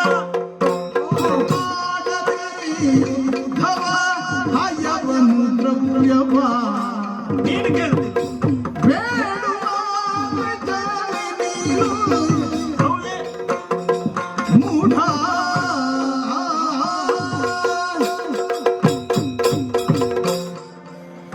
ಲೋಕದಲ್ಲಿ ಒಂದು ಪರಿಕಲ್ಪನೆ ಇದೆ. ಹೇಗೆ? ಕ್ಷತ್ರಿಯನಿಗೆ ಯಾವತ್ತು ಬೇಕು ಬೇಕು ಎನ್ನುವುದಾಗಿ ಭಾವ ಇರಬೇಕಂತೆ. ಓಹೋ. ಸಾಮ್ರಾಜ್ಯದ ವಿಸ್ತಾರವನ್ನು ಮಾಡಬೇಕು, ಆ ಗಡಿ ವಿಸ್ತರಿಸ್ತಾ ಹೋಗಬೇಕು. ಆ ಅದಕ್ಕಾಗಿ ತನ್ನ ಬಾಹು ಬಲವನ್ನು ಆ ಪ್ರದರ್ಶನವನ್ನು ಮಾಡಬೇಕು. ಆ ಅಡುಗೆ ಕೋಣೆಯಲ್ಲಿಯೂ ಆ ಪಾಕಶಾಲೆಯಲ್ಲಿಯೂ ಆ ಉಂಡು ಆ ರಟ್ಟೆಯನ್ನು ಬೆಳೆಸಿಕೊಳ್ಳುವಂತಹದಲ್ಲ. ಓಹೋ. ಅದನ್ನು ಯುದ್ಧ ಭೂಮಿಯಲ್ಲಿ ಆ ವಿನಿಯೋಗಿಸಿಕೊಳ್ಳಬೇಕು. ಆ ರಟ್ಟೆಯ ಕೊಬ್ಬನ್ನು ಕರಗಿಸಿಕೊಳ್ಳಬೇಕು. ಆ ಅದು ಕ್ಷತ್ರಿಯರಿಗಿರುವಂತಹ ಓಹೋ.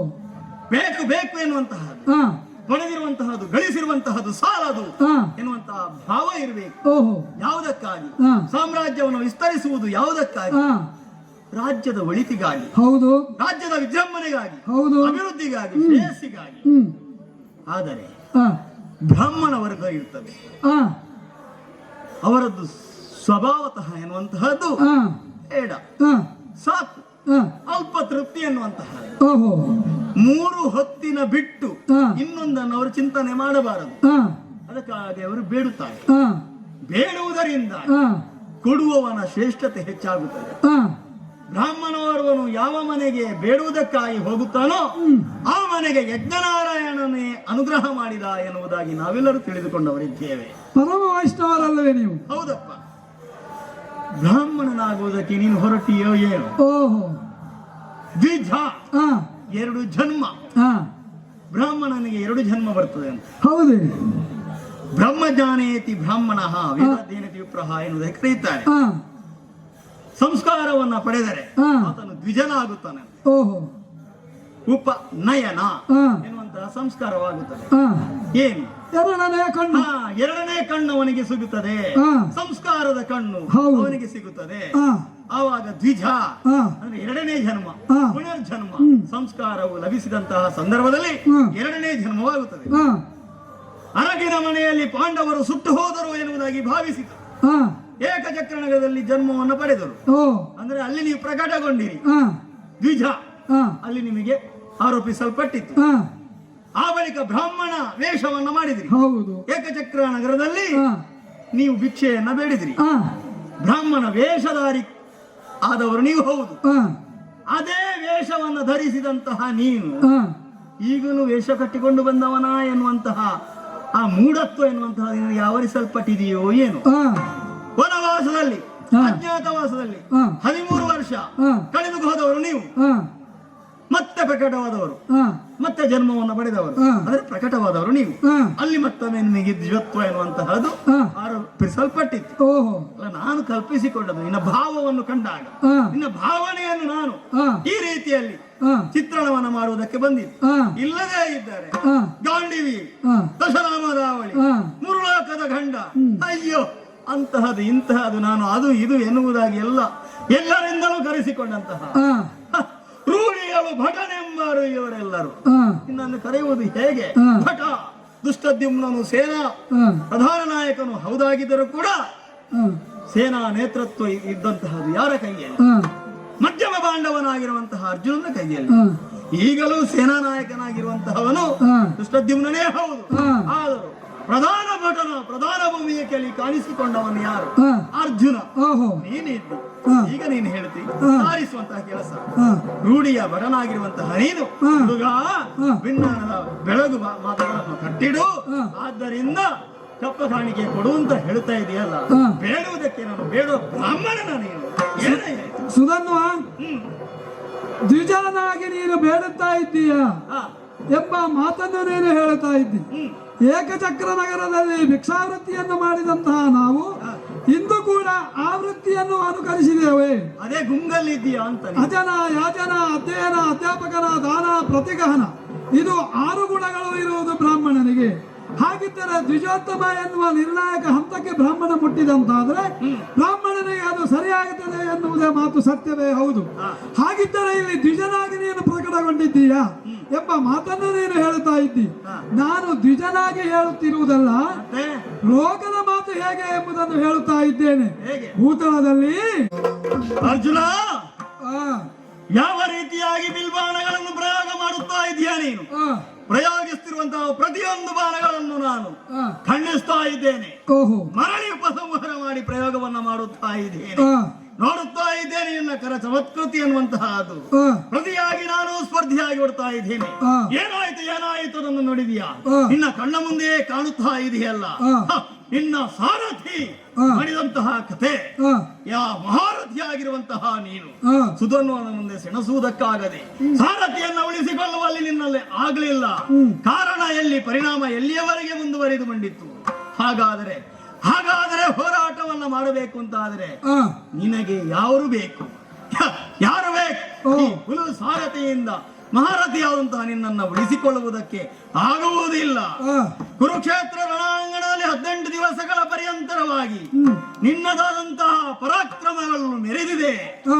ಎಲ್ಲರಿಗೂ ಬಾಲಪಾಠವಾಗಿದೆ. ಹೇಗೆ ನಳಿನಾಕ್ಷನ ನಲಿತ ಸಾರಥ್ಯಗಳಿಂದಾಗಿ ಓಹೋ. ನೋಡಿದ್ದೇವೆ ಸೈಂಧವೋದಯ ಪ್ರಕರಣವನ್ನು. ಆ, ಕೃಷ್ಣ ಪರಮಾತ್ಮ ಸಾರಥಿಯಾಗಿದ್ದುಕೊಂಡು ಯಾವ ರೀತಿಯಲ್ಲಿ ನಿನಗೆ ಅನುಕೂಲವಾಗಿ ವರ್ತಿಸಿದ್ದ ಎನ್ನುವುದರ ಅರ್ಥವನ್ನು ನಾನಿದ್ದೇನೆ. ಆ, ಕರ್ಣಾರ್ಜುನನ ನಿರ್ಣಾಯಕ ಕಾಲಘಟ್ಟದಲ್ಲಿ ರಥವನ್ನು ಭೂಮಿಯಳಿಗೆ ಇಳಿಸುವುದರ ಮೂಲಕ ಯಾವ ರೀತಿಯಲ್ಲಿ ಶ್ರೀಕೃಷ್ಣನ ನಲಿತ ಸಾರಥ್ಯಲ್ಲಿ ನಿನಗೆ ಸಹಕಾರಿಯಾಗಿದೆ ಎನ್ನುವುದನ್ನೂ ಅರಿತವನು ನಾನಿದ್ದೇನೆ. ಈ ಸುಧನ್ವ ಯಾರದ್ದೋ ಬಂಡವಾಳದಲ್ಲಿ ವ್ಯವಹಾರ ಮಾಡುವುದಕ್ಕೆ ಹೊರಟು ನಿಂತವನು ನಾನಲ್ಲ. ನನ್ನದ್ದೇ ಆದಂತಹ ಬಾಹುಬಲವನ್ನು ನಂಬಿಕೊಂಡು ಹೊರಟು ಬಂದವನು ನಾನಿದ್ದೇನೆ. ಆದ್ರೆ ನಿನಗೆ ಶ್ರೀಕೃಷ್ಣನ ಲಲಿತ ಸಾರಥ್ಯಗಳಿಲ್ಲದೆ ಈ ಯುದ್ಧವನ್ನು ರಣವನ್ನು ಗೆಲ್ಲುವುದಕ್ಕಾಗುವುದಿಲ್ಲ. ಹಸ್ತಿನಾವತಿಗೆ ಹೋಗು, ಇಲ್ಲ ಕರೆಸು, ಕೃಷ್ಣನನ್ನು ದಾನ ಮಾಡಿಸು. ರಥದಲ್ಲಿ ಬಿದ್ದು ಮಾಡಿದನಲ್ಲ ಇನ್ನ ಸಾರಥಿ, ಕಳೆದು ಕಳೆದು ಕಾಪ. ದೇವಕೃಷ್ಣ ನೀನು ನಮ್ಮ ಭಾವನೆಂದು ನಂಬಿ ಜಗದಿ ಅಶ್ವವನ್ನು ಹಿಡಿದು ಜೀವಿತದವಲೈ ಕೋವಿದ ಅಶ್ವವನ್ನು ಹಿಡಿದು ಜೀವಿತದವಲೈಯ ಮುಂದೆ ಈ ವಿರೋಧಿಯೊಡನೆ ಕಾದಲಾವ ಪರಿಯಳು ಕಾದಲಾವ ಪರಿಯಳು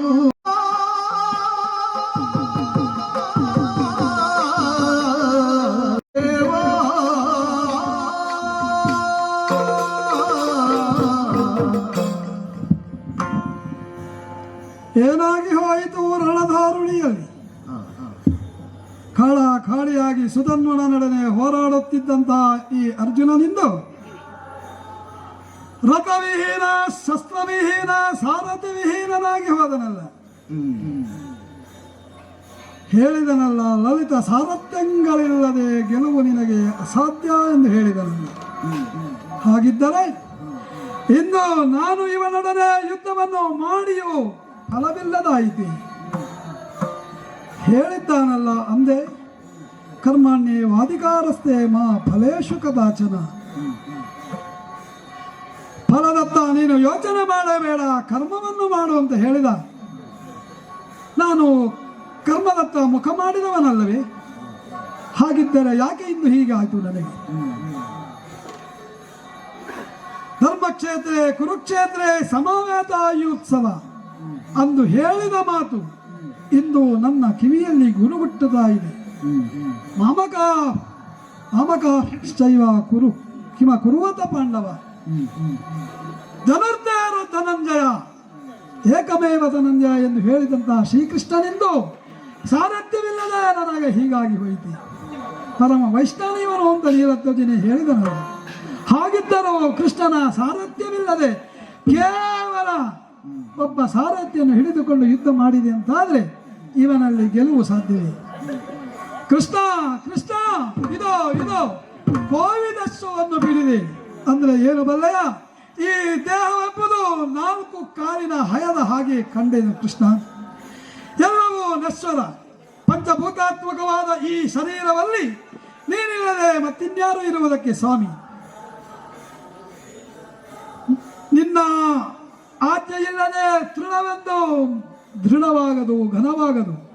ಇಂದು ತೃಣವಾಗಿರುವಂತಹ ಈ ಅರ್ಜುನನ ಬಾಹುಳ್ಯಕ್ಕೆ ಬಂದು ನನ್ನನ್ನು ರಕ್ಷಿಸು ಸ್ವಾಮಿ, ರಕ್ಷಿಸು. ಮೈದೋರು ಮೈದೋರು ಅರ್ಜುನನು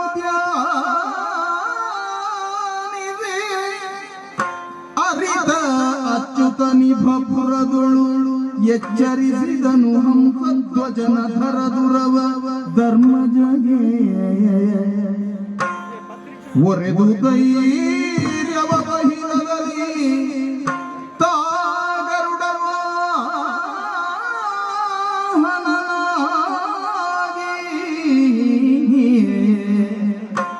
ಬದ್ಧೋದ್ಧರಣ ಐತಂದೊದಗಿದನು ಪಾತಂಗೆ ಅತಿ ಜವದಿ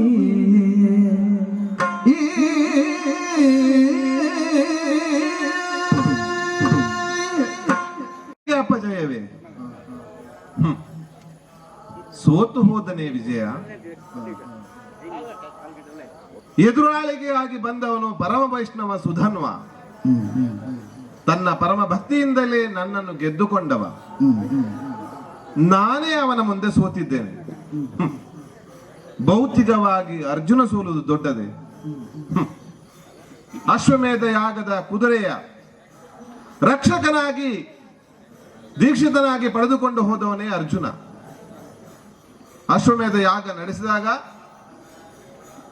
ನಡೆಸಲು ಉದ್ದೇಶ ಮಾಡಿದಾಗ ಈ ಹಯದ ರಕ್ಷಕರಾಗಿ ಯಾರಿರಬೇಕೆಂದು ಧರ್ಮಜ ಕೇಳಿದಾಗ ನಾನು ಕೇಳಿದ ಇಬ್ಬರನ್ನೇ, ಭೀಮಾರ್ಜುನರನ್ನು ಮಾತ್ರ. ಅವರಿಬ್ಬರು ಈ ಹಯದ ರಕ್ಷಣೆ ಮಾಡಿದರೆ ಅಶ್ವಮೇಧ ಯಾಗ ಸಾಂಗವಾಗಿ ನಡೆಯುತ್ತೆ ಎಂದು ಭರವಸೆ ನೀಡಿದವನು. ಆದರೆ ಈ ದಿನ ಚಂಪಕಾವತಿಯ ರಣರಂಗದಿಂದ ಅರ್ಜುನನ ಆರ್ಥನದ ಕೇಳ್ತಾ ಇದೆಯಲ್ಲ, ಹೇಳಿದ್ದೆ ನಾನು, ತೀರಾ ಅವಶ್ಯವಿದ್ದ ಎಂದಾಗ ನನ್ನನ್ನು ಸ್ಮರಿಸಿಕೋ, ನನ್ನ ಸಹಾಯ ನಿನಗೆ ಇದ್ದೇ ಇದೆ ಅಂದುಕೊಂಡಿದ್ದೆ. ಆದರೆ ಇಷ್ಟು ಬೇಗ ನನ್ನ ಸಹಾಯ ನಿರೀಕ್ಷೆ ಮಾಡ್ತಾನೆ ಅಂದುಕೊಂಡಿರಲಿಲ್ಲ. ನಾನು ತಕ್ಷಣವೇ ಚಂಪಕಾವತಿಗೆ ಧಾವಿಸುವ ಅಗತ್ಯ ಕಾಣ್ ಬರ್ತಾ ಇದೆ. ಇನ್ನು ಹೆಚ್ಚು ತಡ ಮಾಡದೆ ಗರುಡ ವಾಹನನಾಗಿ ಚಂಪಕಾವತಿಯ ರಣರಂಗದಲ್ಲಿ ಬಂದು ಇಳಿತಾ ಇದ್ದೇನೆ ನೋಡು. ಬಂದು ನೋಡಿದ ಕೂಡಲೇ ಎಲ್ಲರೂ ಅಚ್ಚರಿಯಾಗಿ ನನ್ನನ್ನು ನೋಡ್ತಾ ಇದ್ದಾರಲ್ಲ. ಶ್ರೀಕೃಷ್ಣ ಪರಮಾತ್ಮನ ದರ್ಶನ ಭಾಗ್ಯಕ್ಕಾಗಿ ಕಾದುಕೊಂಡವರೆಲ್ಲರೂ ಕೂಡ ತಮ್ಮ ಕೈಯಲ್ಲಿದ್ದ ಶಸ್ತ್ರನೆಲ್ಲ ಕೆಳಗಿಟ್ಟುಕೊಂಡು ನನ್ನನ್ನೇ ನೋಡ್ತಾ ಇದ್ದಾರಲ್ಲ. ಭಕ್ತಿ ಪರವಶವರಾಗಿ ನೋಡ್ತಾ ಇದ್ದಾರಲ್ಲ. ಅರ್ಜುನ ನೋಡ್ತಾ ಇದ್ದೇನೆ. ಏನಿದು ಅರ್ಜುನ? ಬಳಿಕ ಚರಣಗೆ ಮಣಿದ ಪಾರ್ಥನ ಸೆಳೆದು ಬಿಗಿದ ತಾರದೊಳಗೆ ಕುಳಿತು ಅಶ್ವಗಳ ವಾಘೆಯ ಕೊಂಡನ ಹರಿಯು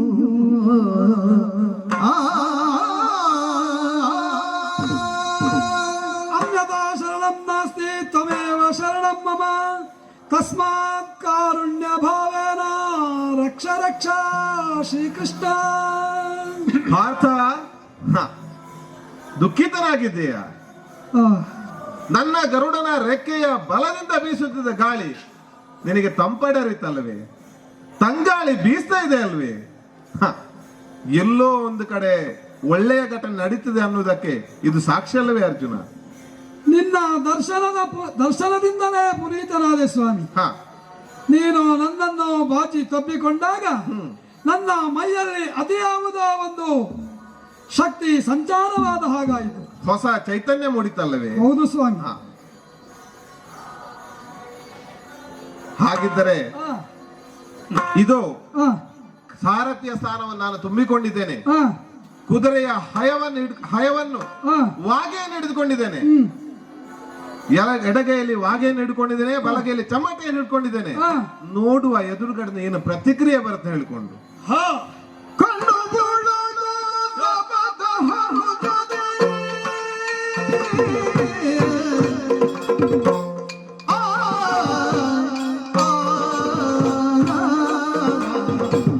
ಆ,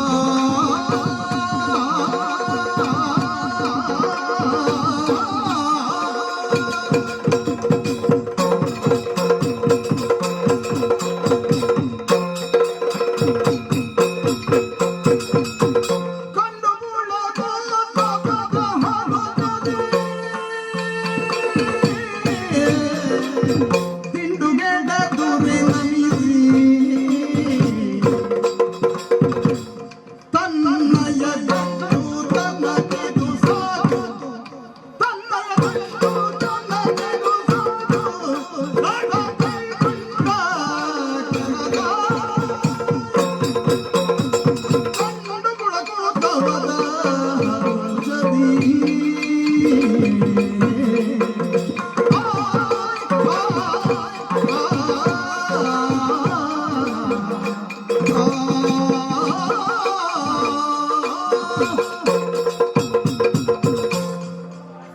ಅರ್ಜುನನ ರಥದಲ್ಲಿ ಪ್ರತ್ಯಕ್ಷಗೊಂಡಂತಹ ಪಾವನವಾದಂತಹ ಮೂರ್ತಿಯನ್ನು ಕಂಡಾವಾಗ ಏನಿದು? ಎಂತಹ ದೃಶ್ಯವನ್ನು ನಾನು ಕಾಣ್ತಾ ಇದ್ದೇನೆ. ಮೈ ನವಿರೇಳಿಸ್ತಾ ಇದೆ, ಮೈ ಮನಗಳು ಪುಳಕಗೊಳ್ಳುತ್ತಾ ಇದೆ. ಹೌದು, ಕಂಡಂತ ನನ್ನ ಮನಸ್ಸು ಪುಳಕಗೊಂಡಿದೆ. ಇದು ಪುಳಕೋತ್ಸವ ಹೌದು, ಇದು ಜಾತ್ರೋತ್ಸವ ಹೌದು. ಚಂಪಕಾವತಿಯ ಪುರ ಜನರುಗಳಿಗೆಲ್ಲರಿಗೂ ಕೂಡ ಭಾಗ್ಯದ ಬಾಗಿಲು ಈಗಲೇ ತೆರೆಯಿತು. ಶತಶತಮಾನಗಳಿಂದ ಕಾಣಬೇಕು ಯಾರನ್ನು? ಶ್ರೀಮನ್ನಾರಾಯಣನ್ನು ನೋಡಬೇಕು, ಶ್ರೀಹರಿಯ ದರ್ಶನವನ್ನು ಮಾಡಬೇಕು. ಅವನನ್ನು ದರ್ಶನ ಮಾಡಬೇಕು ಅಂತಾದರೆ ಸರ್ವವನ್ನ ತ್ಯಜಿಸಿ ಕಾನನವನ್ನ ಸೇರಿ ತಪಸ್ಸನ್ನಾಚರಣೆ ಮಾಡಿ ತಾನೋರ್ವನು ಭಗವತ್ ಕೃಪೆಗೆ ಪಾತ್ರನಾಗುವುದು ಅಲ್ಲ, ಪುರದ ಜನರುಗಳೆಲ್ಲರೂ ಕೂಡ ಹರಿಯ ದರ್ಶನವನ್ನ ಮಾಡಬೇಕು. ಆ ಮೂಲಕ ಜೀವನದಲ್ಲಿ ಧನ್ಯತೆಯನ್ನು ಕಾಣಬೇಕು ಎನ್ನುವಂತಹ ಬಯಕೆಯನ್ನು ನನ್ನ ತಂದೆಯವರಾಗಿರುವಂತಹ ಹಂಸಧ್ವಜ ಮಹಾರಾಜರು ಯಾವತ್ತೂ ನಿಶ್ಚಯಿಸಿದ್ದರು. ಅದಕ್ಕೆ ಮಾಧ್ಯಮವಾಗಿ ನಮಗೆ ಕಂಡು ಬಂದಿರುವಂತಹದು ಅರ್ಜುನನ ರಥ ಇಲ್ಲಿಯವರೆಗೆ ಬಂದಿರುವಂತಹದ್ದು, ಅರ್ಜುನನ ಕುದುರೆ ಇಲ್ಲಿಯವರೆಗೆ ಗಮಿಸಿರುವಂತಹದ್ದು, ಶ್ರೀಹರಿಯನ್ನು ಭರಿಸುವಂತಹದ್ದು, ಶ್ರೀಹರಿಯನ್ನು ಚಂಪಕಾವತಿಯ ಪುರಜನರಿಗೆಲ್ಲ ದರ್ಶನವನ್ನು ಮಾಡಿಸುವಂತಹ ಯೋಗ ಭಾಗ್ಯವನ್ನು ಅರ್ಜುನನ ಮೂಲಕ ಒದಗಿ ಬಂದಿದ್ದಲ್ಲ. ಅದಕ್ಕಾಗಿಯೇ ರಣವನ್ನು ಕಟ್ಟಿರುವಂತಹದ್ದು, ಅದಕ್ಕಾಗಿಯೇ ಅರ್ಜುನನನ್ನು ಘಾತಿಸಿರುವಂತಹದ್ದು. ಮೂಗನ್ನು ಎಳೆದೆ ಉಂಟಾದರೆ ಮುಖ ಬರುವುದಿಲ್ಲವೇ? ಘಾತಿಸಿದೆ, ನೋಯಿಸಿದೆ ಅರ್ಜುನನನ್ನು. ಅರ್ಜುನ ಪ್ರಾರ್ಥಿಸಿದ, ಎಲ್ಲಿಯೋ ಇದ್ದಂತ ಈ ಭಗವಂತ ಇಲ್ಲಿಗೆ ಬಂದನಲ್ಲ. ಇದು ಪುಳಕೋತ್ಸವ. ಭಾವುಕರಾಗಿರುವಂತಹ ಜನರುಗಳಿಗೆಲ್ಲ ನಮಗೆಲ್ಲರಿಗೂ ಕೂಡ ಪಾವನವಾಗಿರುವಂತಹ ಈ ಮೂರ್ತಿಯನ್ನ ಕಂಡು ಧನ್ಯತಾ ಭಾವವು ಕೇರುತ್ತಾ ಇದೆ. ಎಂತಹ ಮಹಿಮಾನ್ವಿತನಿದ್ದಾನೆ. ಧರೆಯ ಭಾರವನ್ನು ಹರಣಗೊಳಿಸುವುದಕ್ಕಾಗಿ, ದುಷ್ಟರನ್ನೆಲ್ಲರನ್ನು ದಮನಿಸುವುದಕ್ಕಾಗಿ ಎಳೆಯ ಪ್ರಾಯದಿಂದ ಇಲ್ಲಿಯವರೆಗೂ ಕೂಡ ಹೋರಾಟವನ್ನ ಮಾಡುವುದರ ಮೂಲಕ, ಕಾದಾಟವನ್ನ ಮಾಡುವುದರ ಮೂಲಕ, ನಗುವುದರ ಮೂಲಕ, ಅಳುವುದರ ಮೂಲಕ ದುಷ್ಟರನ್ನೆಲ್ಲರನ್ನು ದಮನಿಸುತ್ತಾ ಬಂದಂತಹ ಕಂಸ ಜಾನೂರನನ್ನು ಮರ್ದಿಸಿದಂತಹ, ಹಂಸದ್ವೀಕರೆಲ್ಲರನ್ನು ಮರ್ದಿಸಿದಂತಹ, ಮಗದನನ್ನು ಭೀಮನಿಂದ ಕೊಲ್ಲಿಸಿದಂತಹ ಓ ಜಗದೇಕ ವೀರನೇ, ಜಗದೊಡೆಯನೇ, ಧನ್ಯನಾದೆನು, ಧನ್ಯನಾದೆನು. ಎಂದನಾಗದು ಬಾಲಿದುವೆ ನಿರ್ಣಯವದಲ್ಲೆನು ಹೌದು ಸ್ವಾಮಿ,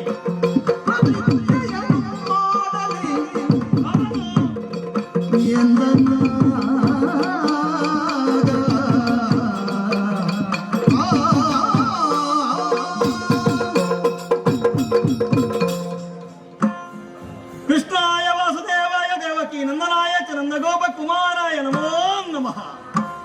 ಪಾವನವಾದಂತಹ ನಿನ್ನ ಮೂರ್ತಿಯನ್ನು ಕಂಡಂತಹ ನಾನು ಪುಳಕಿತನಾಗಿದ್ದೇನೆ ಸ್ವಾಮಿ. ಗೋವಿಂದ ಮುರಾರಿ, ಸುಧನ್ವ, ಧನ್ಯನಾದೆನು ಸ್ವಾಮಿ, ಧನ್ಯನಾದೆನು. ತಂದೆಯವರ ಆಶಯವೂ ಇದೇ ಆಗಿತ್ತು, ಪುರಜನರ ಆಶಯವೂ ಇದೇ ಆಗಿತ್ತು. ಶ್ರೀಕೃಷ್ಣನನ್ನು ಚಂಪಕಾವತಿಗೆ ಭರಿಸಬೇಕು ಎನ್ನುವುದಾಗಿ. ಭರಿಸುವಂತಹ ದಾರಿ ಗೊತ್ತಿರಲಿಲ್ಲ ಸ್ವಾಮಿ. ಆದರೆ ನಮಗೆ ಈ ಸಂದರ್ಭದಲ್ಲಿ ಕಂಡು ಬಂದಂತಹ ದಾರಿ ಅರ್ಜುನನ ಜೊತೆಗೆ ಹೋರಾಟವನ್ನು ಮಾಡುವಂತಹದ್ದು, ಅರ್ಜುನನಿಗೆ ನೋವನ್ನುಂಟು ಮಾಡುವಂತಹದ್ದು. ಅರ್ಜುನನಿಗೆ ನೋವನ್ನು ಉಂಟು ಮಾಡಿದೇನು ಅಂತಾದರೆ ಅವನ ಪ್ರಾಣ ಸ್ವರೂಪಿಯಾಗಿರುವಂತಹ ನೀನು ಅಂದೇ ಹೇಳಿದೆನಂತೆ, ಮಮ ಪ್ರಾಣಾಹಿ ಪಾಂಡವಾಹ ಎನ್ನುವುದಾಗಿ. ನನ್ನ ಪ್ರಾಣದ ರೀತಿಯಲ್ಲಿ ಪಾಂಡವರ ಇವರನ್ನು ನಾನು ಕಾಪಾಡುತ್ತೇನೆ ಎನ್ನುವುದಾಗಿ ಪಾಂಡವರ ತಾಯಿಯಾಗಿರುವಂತಹ ಕುಂತಿಗೆ ಭಾಷೆಯನ್ನು ಕೊಟ್ಟವನು ನೀನಂತೆ. ಅಂತಹ ಪಾರ್ಥನಿಗೆ ಘಾತಿಗೊಳಿಸ್ತೇನು ಅಂತಾದರೆ ನೀನು ಬರುತ್ತೀಯೆನ್ನುವುದನ್ನು ಅರಿತವನು ನಾನಿದ್ದೀ. ನೀನು ಬಂದದ್ದು ಪರಮ ವೈಷ್ಣವನಾದಂತಹ, ನಿನ್ನ ಭಕ್ತನಾದಂತಹ, ನನ್ನ ಭಕ್ತಿಗೆ ಮೆಚ್ಚಿ ಬಂದವನು ನೀನು ಹೌದು ಅಂತ ನನಗೆ ಅಲ್ಲ ಅಂತ ನನಗೆ ಗೊತ್ತಿದೆ ಸ್ವಾಮಿ. ಜಯವ ಪಾರ್ಥನಿಗೆ ಲಭಿಸುವುದಕ್ಕಾಗಿ, ಕೊಡುವುದಕ್ಕಾಗಿ ಬಂದವನೇ ನೀನಿದ್ದೀಯ. ಪಾರ್ಥನನ್ನು ಯಾವ ರೀತಿಯಲ್ಲಿ ಪೊರೆದವನು, ಇಲ್ಲಿಯವರೆಗೆ ಲಾಲಿಸಿದವನು ಎನ್ನುವುದನ್ನು ಅರಿತವನು ನಾನಿದ್ದಿ. ಬಂದವನೇ ನೀನು ನನ್ನನ್ನು ನೋಡಲಿಲ್ಲ, ಬಂದವನೇ ಏರಿತ್ತು ಅರ್ಜುನನ ರಥವನ್ನು.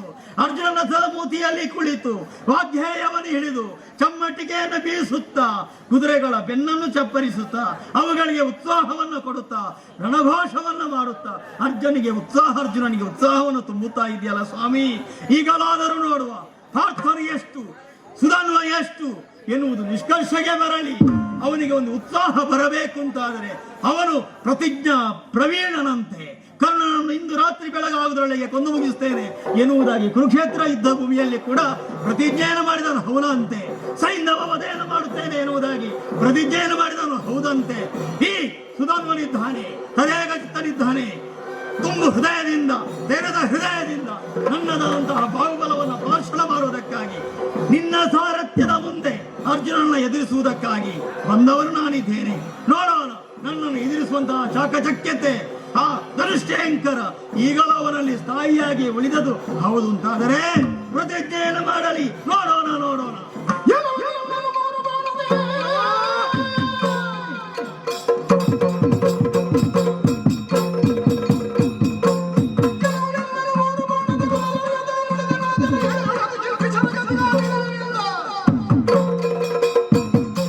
ಸುಧನ್ವ ಪುರಾಂತಕರನ್ನ ರಥವನ್ನೇರಿದ ಕ್ಷಣ ನಿನ್ನ ಮುಖದಲ್ಲಿ ಪ್ರಕಟವಾದ ಸಂತೋಷ. ಹಾ. ಆ ಮೂಲಕವಾಗಿ ನೀನು ಪಂಥಾಹ್ವಾನವನ್ನು ಮಾಡಿದೆ.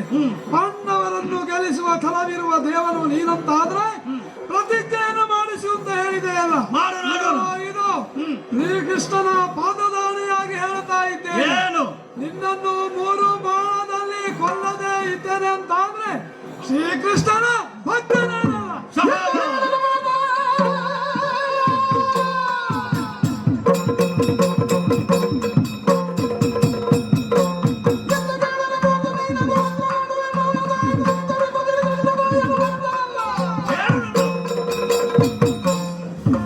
ಪಾರ್ಥ, ಹಾ 3 ಬಾಣಗಳನ್ನು ನನ್ನನ್ನು ತಡೆಯುತ್ತೇನೆ ಎನ್ನುವಂತಹ ಪ್ರತಿಜ್ಞೆಯನ್ನ ಮಾಡಿದೆಯಲ್ಲ. ಹಾ. ನಾನು ಹಿಂದಕ್ಕೆ ಉಳಿಯುವನಲ್ಲ. ಹಾ. ನೀನು ಬಿಡುವಂತಹ 3 ಬಾಣಗಳನ್ನು ಮಧ್ಯಪಥದಲ್ಲಿ ಕತ್ತರಿಸದೇ ಇದ್ದರೆ ಹಾ. ಕೃಷ್ಣರಾಯನ ಭಕ್ತ ನಾನಲ್ಲ.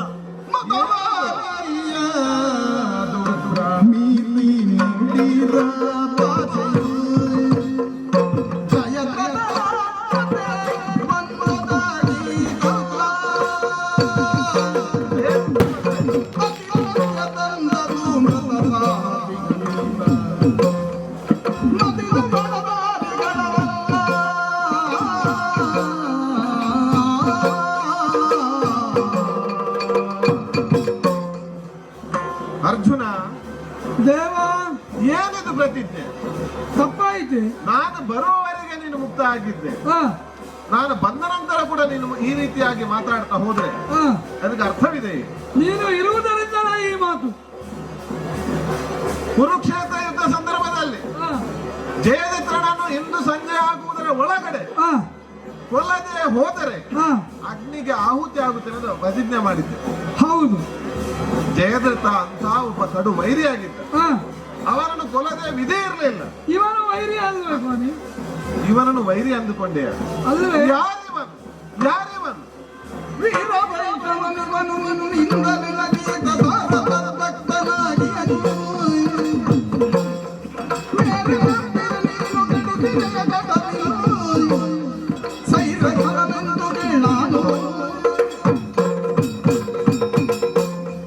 ಅರ್ಜುನ, ದೇವ ಇವನು ಯಾರಂದುಕೊಂಡಿದ್ಯಾ?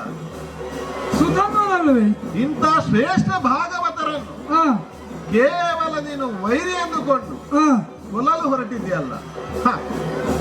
ಪ್ರತಿಜ್ಞೆ ಮಾಡುವ ಹೊತ್ತಿಗೆ ಹಾ 3 ಬಾಣಗಳಿಂದ ಅವನನ್ನು ಮಣಿಸದೆ ಹೋದರೆ ಹಾ ನಾನು ಆಹುತಿ ಆಗುವುದು ಹೇಳಿದ ಅದಕ್ಕೊಂದು ಅರ್ಥವಿತ್ತು. ಹಾ ನೀನು ಕೊಲ್ಲದೆ ಹೋದರೆ ಅಂದ್ರೆ ನೀನು ಕೊಲ್ಲುವುದೇ ಉದ್ದೇಶ ಆಗಿದೆಯಲ್ಲ. ಹಾ ಅಶ್ವಮೇಧ ಯಾಗದ ಉದ್ದೇಶವಾದ್ರೆ ಏನು? ಹಾ ಕುರುಕ್ಷೇತ್ರ ಯುದ್ಧದ ಸಂದರ್ಭದಲ್ಲಿ ಹಾ ನಮ್ಮ ಎದುರಿಗಿರುವ ಎಲ್ಲಾ ಶತ್ರುಗಳನ್ನು ಹನನ ಮಾಡಿದ ನಂತರ ಹಾ ಭರತ ವರ್ಷದಲ್ಲಿ ಹಾ ಹಸ್ತಿನಾವತಿಯ ಸಾಮ್ರಾಜ್ಯವನ್ನು ಅಧೀನವಾಗಿದ್ದುಕೊಂಡು ಹಾ ಇರುವವರನ್ನೆಲ್ಲ ಸೇರಿಸಿಕೊಂಡು ಹಾ ನಾವು ಈ ಅಶ್ವಮೇಧ ಯಾಗ ಮಾಡಬೇಕಿತ್ತು. ಹಾ ಆದರೆ ಹ್ಮ್ ಪರಮ ವೈಷ್ಣವನಾದ ಇವನನ್ನೇ ಹಾ ನೀನು ಕೊಲ್ಲಲು ಹೊರಟಿದ್ದೀಯಲ್ಲ. ಹ.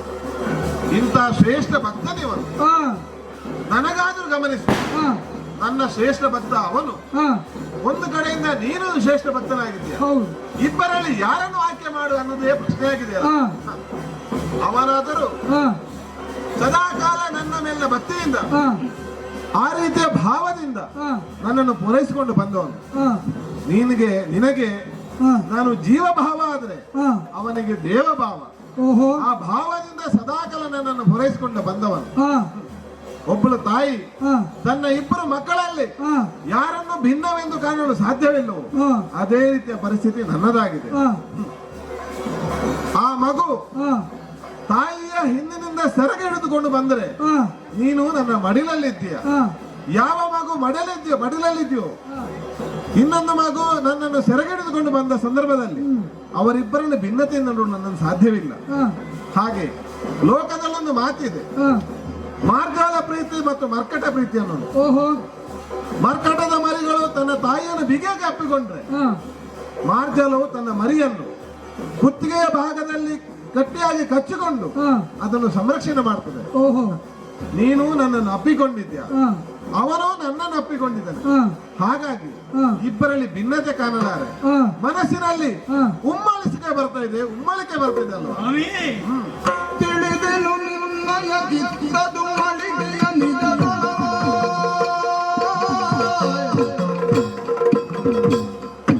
ಅಳಿವು ಕಾಯವು ಜಗದೊಳಗುಳಿವು ಕೀರ್ತಿಗಳು. ಶ್ರೀರಾಮನು ತಿಳ್ಕೊಂಡವ ಕಾಲದಲ್ಲಿ ಬಿರುಗನು. ಮೂರ್ಮೋಗದಿ ಕಡೆದಿಯೇ ಇನ್ನಾಲೋಚಿದನೆಗೆ ತಿಳಿದೆನು.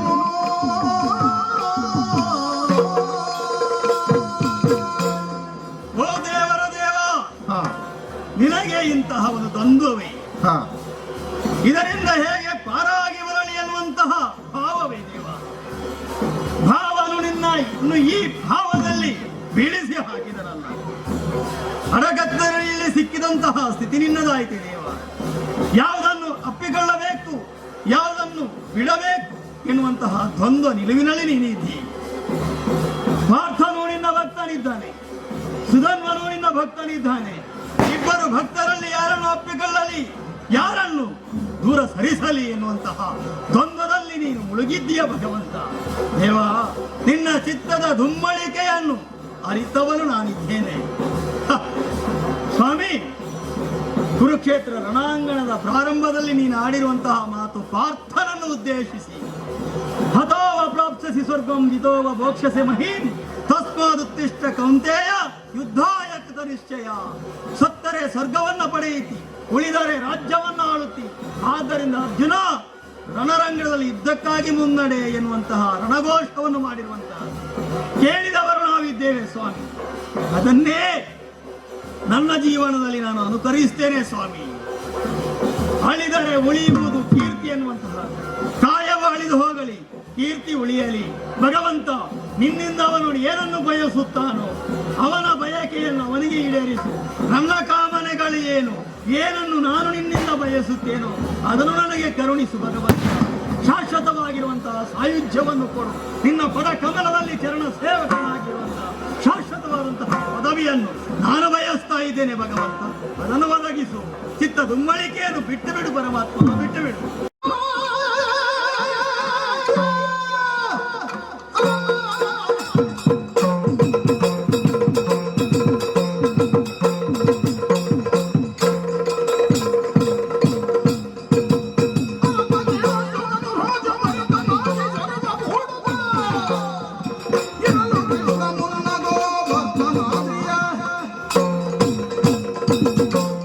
ಭಗವಂತ, ಇದು ಗಾಂಧೀವನ್ನೆತ್ತಿ ಶರವನ್ನು ಹಾ ಹಾ ಹಾ ಹಾ ಹಾ ನಿಲ್ಲಿಸು ನಿಲ್ಲಿಸು ನಿಲ್ಲಿಸು.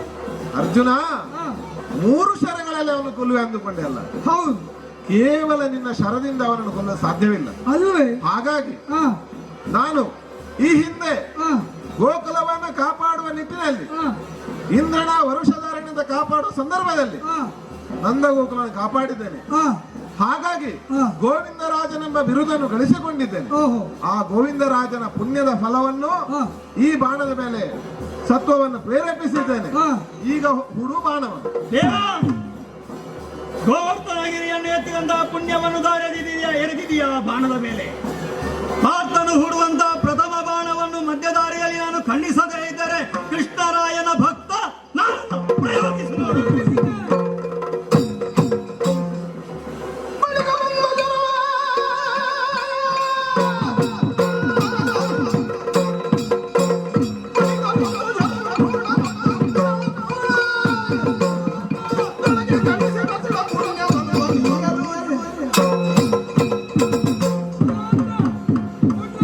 ಬೇಡ ಬೇಡ ಬೇಡ. ಯಾಕೆ? ಒಂದು ಬಾಣ ಪ್ರಯೋಗ ಮಾಡಿದಾಗ ಅದನ್ನು ಅವನು ತುಂಡರಿಸಿದ್ದಾನೆ. ಹಾ ಈ ಬಾರಿಯ ಬಾಣದಲ್ಲಿ ಹಾ ಸಮಸ್ತ ರಾಮಾವತಾರ ನಾನು ಗಳಿಸಿದಂತ ಹಾ. ಭೌತಿಕವಾಗಿ ನಾನು ಗಳಿಸಿದ ಎಲ್ಲ ಪುಣ್ಯವನ್ನು ಆರ್ಜಿಸಿಟ್ಟು ಹಾ ಆ ಪುಣ್ಯ ಫಲವನ್ನು ಹಾ ಕೃಷ್ಣಾವತಾರದ ಸರ್ವ ಪುಣ್ಯವನ್ನು ಕೂಡ ಈ ಬಾಣದ ಮೇಲೆ ಸತ್ವ ಪ್ರಯೋಗ ಮಾಡಿದ್ದೇನೆ. ಹಾ. ಈಗ ಪ್ರಯೋಗ ಮಾಡು. ಕೃಷ್ಣಾವತಾರದ ಪುಣ್ಯವನ್ನು ಅದಕ್ಕಾಗಿ ಅಭಿಷೇಚನ ಮಾಡಿದ್ದೀಯ ಭಗವಂತ.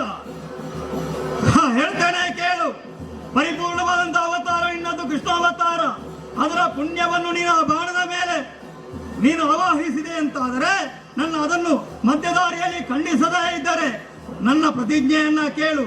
ಅದನ್ನು ಮಧ್ಯದಾರಿಯಲ್ಲಿ ನಾನು ಖಂಡಿಸದೇ ಇದ್ದರೆ, ಕತ್ತರಿಸದೇ ಇದ್ದರೆ ನನಗೆ ಯಾವ ಪಾಪ ಬರುತ್ತದೆ ಕೇಳು. ಯಾವ ಸಂದರ್ಭದಲ್ಲಿ ಲೋಕದಲ್ಲಿ ಆದರ್ಶ ದಂಪತಿಗಳು ಎನ್ನುವುದಾಗಿ ಹೆಸರನ್ನು ಪಡೆದವರು ವಶಿಷ್ಠಾರುಂಧತಿಯರು ಸತ್ಸಂತಾನವನ್ನ ಪಡೆಯಬೇಕೆನ್ನುವಂತಹ ಕಾರಣಕ್ಕಾಗಿ ಏಕಾಂತದಲ್ಲಿ ಸೇರುವಂತಹ ಸಂದರ್ಭದಲ್ಲಿ ವಶಿಷ್ಠರನ್ನು ಕೊಂದಂತಹ ಕಟುಕನಿಗೆ ಸಿಗುವಂತಹ ಪಾಪ ನನಗೆ ಬರಲಿ ನೋಡೋಣ. ಖಂಡಿಸಿದ್ದೇನೆ.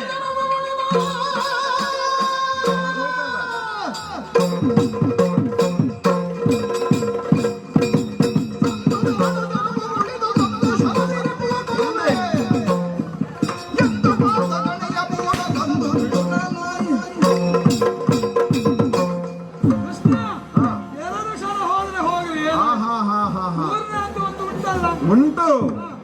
ಸಂದುದು ಎರಡು ಬಾಣ ಸಂಧಿ ಹೋಯಿತು. ಹಾ. ಉಳಿದುದು ಒಂದೇ. ಹೌದು. ಏಕಲಕ್ಷ. ಹಾ. ಚಿಂತಿಸಬೇಡ. ಹಾ. ಯಾವುದು ಲೋಕದಲ್ಲಿ ಎರಡು ಇರಬಾರದು, ಹಾ. ಒಂದೇ ಉಳಿಬೇಕು. ಹಾ. ಆದರೆ ಈ ಬಾರಿ ಪ್ರಾಣ ಪ್ರಯೋಗ ಮಾಡುವ ಮೊದಲು ಹಾ. ಇದಕ್ಕೆ ವಿಶಿಷ್ಟವಾದಂತ ಹಾ. ರಾಮಾವತಾರದಲ್ಲಿ ನಾನು ಗಳಿಸಿದಂತ ಸಮಸ್ತ ಪುಣ್ಯವನ್ನು ಹಾ. ಇದರ ಮೇಲೆ ಸತ್ವ ಪ್ರಯೋಗ ಮಾಡ್ತೇನೆ. ಹಾ. ಜೊತೆಗೆ ಹಾ. ಈ ಬಾಣವನ್ನು ಪ್ರಯೋಗ ಮಾಡೋ ಹಾ. ಮೂಲದಲ್ಲಿ ಹಾ. ಅಷ್ಟೇ ಸಾಕಾಗುವುದಿಲ್ಲ. ಹಾ. ಅದಕ್ಕೆ ಹಾ. ಈ ಬಾಣದಲ್ಲಿ ತ್ರಿಮೂರ್ತಿಗಳನ್ನು ಕೂಡ ಆಹ್ವಾನಿಸಿಕೊಂಡಿದ್ದೇನೆ. ಬಾಣದ ಮೂಲದಲ್ಲಿ ಬ್ರಹ್ಮನನ್ನು, ತುದಿಯಲ್ಲಿ ಶಿವನಾದ ರೌದ್ರೇಶ್ವರನನ್ನು, ಮಧ್ಯದಲ್ಲಿ ನಾನಿದ್ದುಕೊಂಡೆ ಈ ಬಾಣದ ಮೇಲೆ ಸತ್ವ ಪ್ರಯೋಗ ಮಾಡಿದ್ದೇನೆ. ಹಾ. ಹೇಗಾಗ್ಕೊಂಡು ಬಾಣ ಭಾರ ಆಗ್ತಾ ಇಲ್ವಾ? ಭಾರ ಆಗ್ತಾ ಇಲ್ವಾ? ಇದೋ ನನ್ನ ನೋಡೋದಕ್ಕೆ ಆಗುತ್ತಾ ಇಲ್ಲ. ಹಾ ಹಾ. ಈಗೋ ನಿನ್ನ ಭುಜವನ್ನು ಮೈದವಡಿಸಿಕೊಂಡಿದ್ದೇನೆ. ಹೊಸ ಶಕ್ತಿಯನ್ನು ನಿನಗೆ ಚೇತನವನ್ನು ನೀಡಿದ್ದೇನೆ. ಇನ್ನು ಬಾಣ ಪ್ರಯೋಗ ಮಾಡಬಹುದು. ಸ್ವಾಮಿ, ಖಂಡವಿಲ್ಲದ ಪುಣ್ಯವು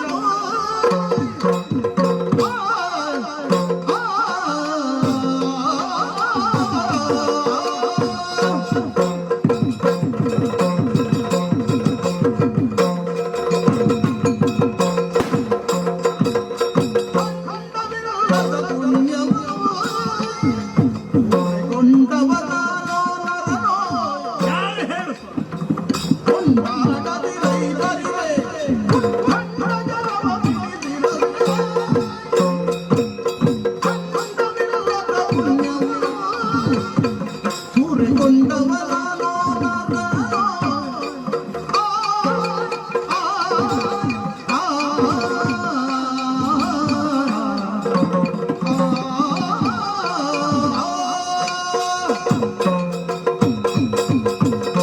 ದೇವರ ಹಾ ಒಂದು ಜಿಜ್ಞಾಸೆ ಇದೆ ಸ್ವಾಮಿ. ಹಾ ಹೇಳು ಸುಧನ್ವ.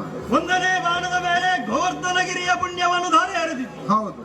ಎರಡನೇ ಶರಗಳ ಮೇಲೆ ಕೃಷ್ಣಾವತಾರದ ಪುಣ್ಯವನ್ನು ಧಾರೆ ಎರೆದಿತ್ತು. ಹಾ ಹಾ ಮೂರನೆಯದು ಅಗ್ರವಾಗುವಾಗ ಹಾ ರಾಮಾವತಾರದಲ್ಲಿ ರಾವಣ ಕುಂಭಕರ್ಣಾದಿ ದೈತ್ಯರನ್ನು ಮಣಿಸಿದಂತಹ ಹಾ ಹಣೆಯ ಬೆವರನ್ನು ಎರೆಸಿಕೊಳ್ಳುವ ಮುಂಚೆಯ 14,000 ರಾಕ್ಷಸ ಯೋಧರನ್ನು ಮೊಡಹಿದಂತಹ ಪುಣ್ಯ, ಮರ್ಯಾದ ಪುರುಷೋತ್ತಮನಾಗಿದ್ದುಕೊಂಡು ಪ್ರಜಾರಂಜಕನಾಗಿ ಬಾಳಿದಂತಹ ರಾಮಾವತಾರದ ಪುಣ್ಯ, ಹಾ ಅದನ್ನು ಮೂರು ಬಾರಿ ತುಂಡು ತುಂಡಾಗಿಸಿ ಖಂಡವಿಲ್ಲದ ಪುಣ್ಯ ಸ್ವಾಮಿ, ಹಾ ಅಖಂಡವಾಗಿರುವಂತಹದು, ಯಾರಿಂದಲೂ ಬೇರ್ಪಡಿಸುವುದಕ್ಕಾಗದೇ ಇರುವಂತಹ ಪುಣ್ಯ. ಹಾ. ಇದನ್ನು ಖಂಡವಾಗಿ ತುಂಡರಿಸುವುದರ ಮೂಲಕ ಈ ಬಾಣದ ಮೇಲೆ ಪ್ರಯೋಗವನ್ನು ಮಾಡಿದೀಯ. ಈ ಬಾಣದ ಮೇಲೆ ದಾರ ಎರೆದಿದೆಯಲ್ಲ ಸ್ವಾಮಿ, ಹಾ ಆ ಧಾರೆ ಎರೆದಂತಹ ಪುಣ್ಯವನ್ನು ಹೊತ್ತುಕೊಂಡು ಬಂದಂತಹ 3 ಬಾಣಗಳು, 2 ಬಾಣಗಳನ್ನು ನಾನು ಈಗಾಗಲೇ ಮಧ್ಯ ದಾರಿಯಲ್ಲಿ ತುಂಡರಿಸಿದ್ದೇನೆ. ಹಾ. ಸ್ವಾಮಿ, ಆ ಪುಣ್ಯ ಎನ್ನುವಂತಹದ್ದು ಏನು? ಅನರ್ಘ್ಯವಾಗಿರುವಂತಹ ನಿಧಿ, ಅನರ್ಘ್ಯವಾಗಿರುವಂತಹ ಸಂಪತ್ತು ಸ್ವಾಮಿ. ಅದು ಅಂತಹ ಸಂಪತ್ತನ್ನು ಸೂರೆಗೊಂಡಿದ್ದೇನೆ ನಾನು ಎನ್ನುವುದಾಗಿ ನಾನು ಭಾವಿಸಿದ್ದೇನೆ ಅಂತ ಒಂದು ಜಿಜ್ಞಾಸೆ ಮೂಡುತ್ತಾ ಇದೆ. ಹಾ ಬಾಹುಬಲವನ್ನು ಪ್ರಯೋಗಿಸುವುದರ ಮೂಲಕ ಅದನ್ನು ಸಂಪಾದಿಸಿದ್ದಲ್ಲ, ಸೂರೆಗೊಂಡದ್ದು ಹಾ ಯಾರು ಸ್ವಾಮಿ?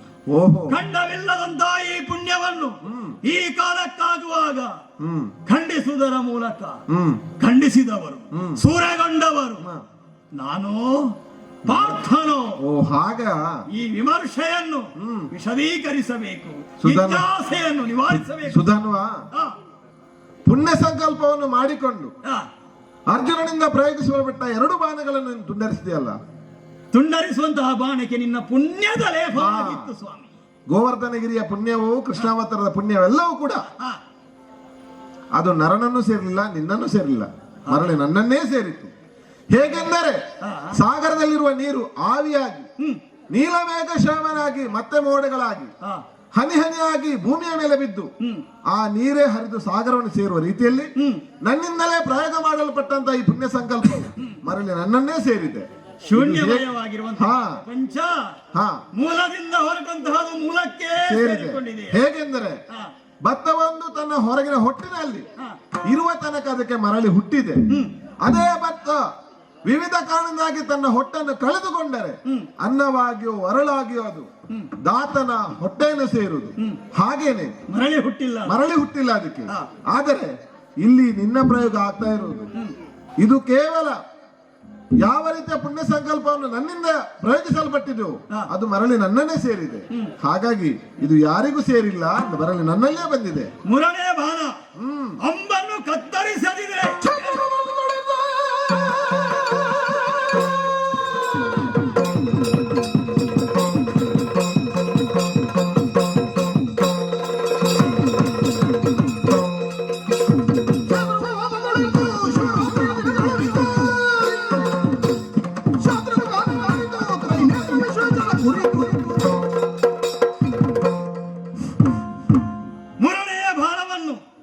ಸಿಂಜಿನಿಗೆ ಜೋಡಿಸಿದಂತಹ ಪಾರ್ಥನು ಪ್ರಯೋಗಿಸುವುದಕ್ಕಾಗಿ ನಿಂತಿದ್ದಾನೆ.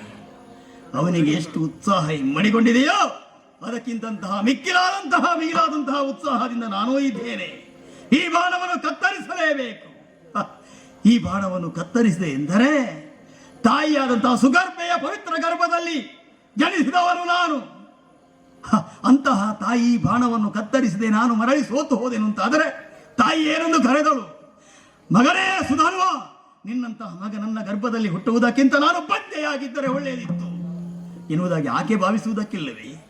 ಯುದ್ಧ ಭೂಮಿಗೆ ಹೊರಟು ಬರುವಂತಹ ಸಂದರ್ಭದಲ್ಲಿ ತಂಗಿಯಾದಂತಹ ಕುವಲೆ ಹೇಳಿದ್ದಳು, ಅಣ್ಣ, ಯುದ್ಧ ಭೂಮಿಗೆ ಹೋಗುತ್ತಿರುವಂತಹ ನೀನು ಹೋರಾಡುತ್ತಿರುವಂತಹ ಪಾರ್ಥನ ಮುಂದೆ, ಅರ್ಜುನನ ಮುಂದೆ ಅಣ್ಣ ಆ ಕಲ್ಪನೆ ನಿನಗಿರಲಿ. ತವರು ಮನೆಯಲ್ಲಿ ನನ್ನನ್ನು ಅಣಕಿಸುವ ಹಾಗೆ ಮಾಡಬೇಡ. ನನ್ನ ಅಣ್ಣ ಗಂಡನೋ, ನನ್ನ ನಾದಿನಿಯರೋ, ನನ್ನ ಅತ್ತೆಯಂದಿರೋ ನಾಳೆಗಾಗುವಾಗ ನಿನ್ನ ಅಣ್ಣ ಯುದ್ಧ ಮಾಡದೆ ಯುದ್ಧಕ್ಕೆ ಬೆನ್ನು ತೋರಿಸಿ ಓಡಿ ಹೋದ ಎನ್ನುವುದಾಗಿ ಅಪಕೀರ್ತಿಯನ್ನು ತವರು ಮನೆಯಲ್ಲಿ ಹಂಗಿಸುವ ಹಾಗೆ ಮಾಡಬೇಡ ಅಣ್ಣ ಎನ್ನುವುದಾಗಿ ಕುವಲೆ ಎಚ್ಚರಿಸಿದ್ದಳು. ಅಷ್ಟು ಮಾತ್ರವಲ್ಲ, ಪ್ರಭಾವತಿಯ ಅಂತಃಪುರಕ್ಕೆ ಹೋದಂತಹ ಸಂದರ್ಭದಲ್ಲಿ ನಾಳೆಯ ಪರಿಣಾಮವನ್ನು ತರ್ಕಿಸಿಕೊಂಡಂತಹ ಆಕೆ ಚಿನ್ನದ ತಟ್ಟೆಯಲ್ಲಿ ದೀಪವನ್ನು ಉರಿಸಿ ಹಣೆಗೆ ಕುಂಕುಮವನ್ನು ಹಚ್ಚಿ ವಿಜಯಶಾಲಿಯಾಗಿ ಬನ್ನಿ ಎನ್ನುವುದಾಗಿ ಆಶಿಸಿ ಕಳುಹಿಸಿಕೊಟ್ಟವಳು ಅವಳಿದ್ದಾಳೆ. ನಾಳೆಗಾಗುವಾಗ ನಾನು ಬೆನ್ನು ಹಾಕಿ ಹೋದೆನು ಅಂತಾದರೆ, ಈ ಬಾಣವನ್ನು ಮಧ್ಯದಾರಿಯಲ್ಲಿ ಕತ್ತರಿಸಿದೆ ಅಂತಾದರೆ ಆಕೆ ಎಂತಹ ರಣ ಹೇಳಿ ಗಂಡನಿಗೆ ಹೆಂಡತಿ ನಾನು ಎನ್ನುವುದಾಗಿ ಆಕೆ ಹೇಳಲಿಕ್ಕಿಲ್ಲವೇ?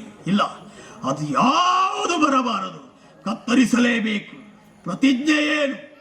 ಒಂದು ವೇಳೆ ಮಧ್ಯದಾರಿಯಲ್ಲಿ ಮುರನೆಯ ಬಾಣವನ್ನು ನಾನು ಕತ್ತರಿಸದೇ ಇದ್ದರೆ ಕಾಶಿ ಕ್ಷೇತ್ರ ಪವಿತ್ರವಾಗಿರುವಂತಹದು, ಪಾವನವಾಗಿರುವಂತಹದು, ಸಪ್ತ ಕ್ಷೇತ್ರಗಳೇ ಒಂದಾಗಿರುವಂತಹದು ಮಾತ್ರವಲ್ಲ, ಮೋಕ್ಷಧಾಮವಾಗಿರುವಂತಹದು ಕಾಶಿ ವಿಶ್ವನಾಥನ ಸನ್ನಿಧಿ. ಕಾಶಿ ವಿಶ್ವನಾಥನ ಸನ್ನಿಧಿಯಲ್ಲಿ ಶಿವರಾತ್ರಿಯ ದಿವಸ ಕ್ಷೇತ್ರೋಪವಾಸಿ ಒಬ್ಬ, ವಿಶ್ವನಾಥನ ಪರಮೇಶ್ವರನ ಭಕ್ತನೋರ್ವನು ಶಿವರಾತ್ರಿಯ ದಿವಸ ಉಪವಾಸದಲ್ಲಿದ್ದು ಶಿವನನ್ನು ಅರ್ಚಿಸುವುದಕ್ಕಾಗಿ ಗಂಗೆಯಿಂದ ತಂಬಿಗೆ ನೀರನ್ನು ತಂದು ಶಿವನ ಮೂರ್ತಿಗೆ ಅಭಿಷೇಕವನ್ನು ಮಾಡುವುದರ ಮೂಲಕ ಅವನನ್ನು ಅರ್ಚಿಸಿ ಮೆಚ್ಚಿಸುವುದಕ್ಕಾಗಿ ಪ್ರಯತ್ನಶೀಲನಾಗಿರುವಂತಹ ಕ್ಷೇತ್ರ ಉಪವಾಸಿ ಯಾರಿದ್ದಾನೋ ಆತನನ್ನು ಎಡಗಾಡಲ್ಲಿ ತೊಳೆದ ಪಾಪ ಅದು ನನಗೆ ಬರಲಿ. ನೋಡೋಣ, ಪ್ರಯೋಗ ಮಾಡೋಣ.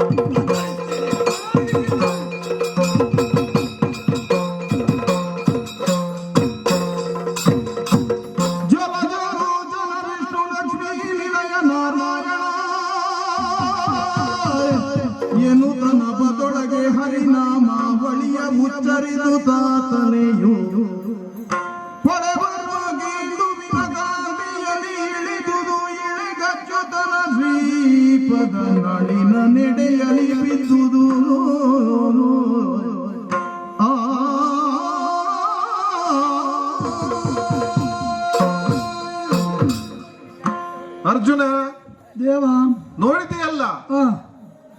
ತ್ರೈಮೂರ್ತಿಗಳ ಶಕ್ತಿಯನ್ನು ಒಳಗೊಂಡ ಬಾಣ ಪ್ರಯೋಗ ಮಾಡಿದಾಗ ಆ, ತಾನು ಮಾಡಿದ ಪ್ರತಿಜ್ಞೆಯಂತೆ ಆ, ಆ ಶರವನ್ನು ತುಂಡರಿಸಿದ. ಆ, ತುಂಡಾದ ಎದುರಿನ ಭಾಗವು ಆ, ಅವನ ಶಿರವನ್ನು ಕತ್ತರಿಸಿ, ಆ, ಕತ್ತರಿಸಲ್ಪಟ್ಟ ಶಿರವು ಹಂಸಧ್ವಜನ ಪಾದದಡಿಗೆ ಬಂದು ಬಿತ್ತಲ್ಲ. ಹೌದು. ಆ ಶಿರವನ್ನು ಆ, ಅವನು ಮುದ್ದಾಡ್ತಾ ಆ, ಅಳ್ತಾ ಇರ್ಬೇಕಾದ್ರೆ ಆ, ನಾನು ಸಂತೈಸಿದೆ. ಆ, ಸಂತೈಸ್ತಿರುವ ಹೊತ್ತಿನಲ್ಲಿ ಆ, ಅವನ ಮುಂಡದಿಂದ ಆ. ದಿವ್ಯವಾದ ಪ್ರಭೆಯೊಂದು ನನ್ನನ್ನು ಪ್ರವೇಶ ಮಾಡಿದ ಕಂಡೆ ಅಲ್ಲ. ಸರಿ. ಹಾಗೆ ಅವನ ಶಿರವನ್ನೆತ್ತಿ ಆ, ರೌದ್ರನಾಥೇಶನ ರುಂಡಮಾಲೆಯಲ್ಲಿ ಸೇರಿಸಿದೆ. ಸರಿ. ಶರದಲ್ಲಿ ಆ, ತ್ರೈಮೂರ್ತಿಗಳಲ್ಲಿ ಮಧ್ಯದ ಭಾಗದಲ್ಲಿ ನಾನಿದ್ದ ಕಾರಣ ಆ. ಅದನ್ನು ತುಂಡರಿಸಲು ಅವನು ಸುಲಭ ಆಯಿತು. ಆ, ತಾನು ಪ್ರತಿಜ್ಞೆ ಕೈದಂತೆ ಆ. ಶರವನ್ನು ತುಂಡರಿಸಿದ್ದಾನೆ. ಆ, ಶಿವನ ರುಂಡಮಾಲೆಯಾಗಿ ಅವನ ಶಿರವು ಸೇರಿಕೊಂಡಿದೆ. ಆ, ಪರಮ ವೈಷ್ಣವನಾದ ಅವನಿಗೆ ಆ. ಮೋಕ್ಷವು ಲಭಿಸಿದಂತಾಗಿದೆ. ಚಂಪಕಾವತಿಯ ಪಟ್ಟಣದಲ್ಲಿ ಸುಧನ್ವನಿಂದ ಪ್ರತಿರೋಧವನ್ನು ಕಂಡಂತಹ ನಾವು ನಿನ್ನ ಆಶೀರ್ವಾದದಿಂದ ಹಾ. ಸುಧನ್ವನನ್ನು ಇದಿರಿಸುವುದರ ಮೂಲಕವಾಗಿ ಸುಧನ್ವ ಮೋಕ್ಷ ಅವನಿಗೆ ಸದ್ಗತಿಯನ್ನು ನೀನು ನೀಡಿದ್ದೀಯ ಸ್ವಾಮಿ. ಮುಂದೆ ನಮ್ಮ ಪ್ರಯಾಣ ಅಥವಾ ತುರಗದ ಬೆಂಗಾವಲಿಗೆ ನಿಂತಹ ನಾವು ಮುಂದಿನ ಪ್ರಯಾಣಕ್ಕೆ ನಿನ್ನ ಆಶೀರ್ವಾದವನ್ನು ಬೇಡುತ್ತಾ ಇದ್ದೇವೆ. ಜೊತೆಗೆ ಅರ್ಜುನ, ಹಾ. ನಿನಗೆ ಒಂದು ಕಿವಿ ಮಾತು. ಯಾವುದು? ಅಶ್ವಮೇಧ ಯಾಗದ ಉದ್ದಕ್ಕೂ ಹಾ. ಯಾವುದೇ ರೀತಿಯಲ್ಲಿ ಶತ್ರುಗಳು ಎದುರಾಗಲು ಕೂಡ ಹಾ. ಅವರನ್ನ ಮಣಿಸಿ ಕಪ್ಪ ಬಡಿಯುವಿಕೆ ಹೊರತು ಹಾ. ಅವರನ್ನು ಕೊಲ್ಲಲು ಮುಂದಾಗಬೇಡ. ಆಗಲಿ. ಹಾಗಾಗಿ ಆ, ಇವತ್ತು ಚಂಪಕಾವತಿಯ ಈ ಭಕ್ತರಿಗೆ ಆ, ನಮ್ಮ ದರ್ಶನವಾಗುವ ನಿನ್ನ ನಿಟ್ಟಿನಲ್ಲಿ ಆ. ಈ ದಿನಲ್ಲಿ ನೆಲೆ ನಿಂತು ಆ. ನಿನ್ನ ಮುಂದಿನ ಕಾರ್ಯ ಮಾಡುವಂತಾಗ್ಲಿ. ಎಲ್ಲರಿಗೂ ಶುಭವಾಗಲಿ. ಜಯ ಜಯ ಜಯ ಜಯ. ಕರಗಳು ಬರದು ಹರುಷದಿ ಭಕ್ತರ ಹೊರೆ ಬರದೆ ಪುರಗರು ಜನನಾದು ಕುಮಾರ ಜಗದನನ ಚರಣದ ಆರತಿಯಿತ್ತಿರೆ ಆರತಿ ಬೆಳಗಿರೆ ಆರತಿಯಿತ್ತಿರೆ ಗಜಮುಖದ ಭಗವತಿ ಗಣಪತಿಯೇ.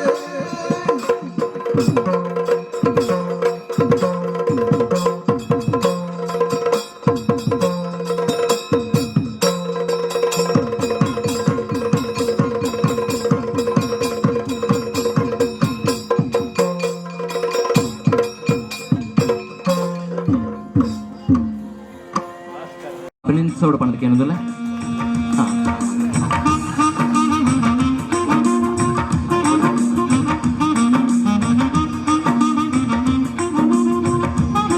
ದುಂಬತವಾದ ಈ ಕಾರ್ಯಕ್ರಮದ ನೇತೃತ್ವನ ವಹಿಸುವ ಭಾಸ್ಕರ್ ಶೆಟ್ಟರಿನ ಗುರುತಿಸೋಡು ಪಣದು ಏನಂದಲ್ಲ ಕ್ಷೇತ್ರದ ಆಡಳಿತ ಮುಕ್ತೇಶ್ವರರೇ ನೇತ ಮುತಾರಿಕೆನ ಮುಂದಾಲತ್ವನ ವಹಿಸುವ ಭಾಸ್ಕರ್ ಶೆಟ್ಟರಿನ ಗುರುತಿಸೋದಲ್ಲೇ ಮೇರೆಗೆ ಜೋರಾಯಿನ ಚಪ್ಪಾಲ ಪಾಠ ಮುಖೇನ ಗೌರವಿಸೋಡು ಪಣದು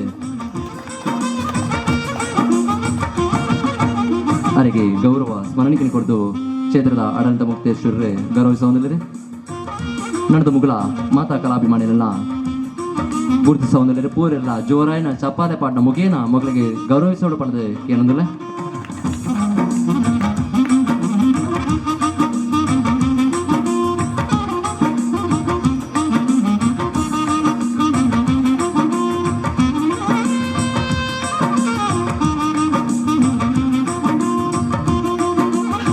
ಪ್ರವೀಣ್ ಮಲ್ಲೂರು ಓಲಿ ತೆರಳ ವೇದಿಕೆ ಬರಡು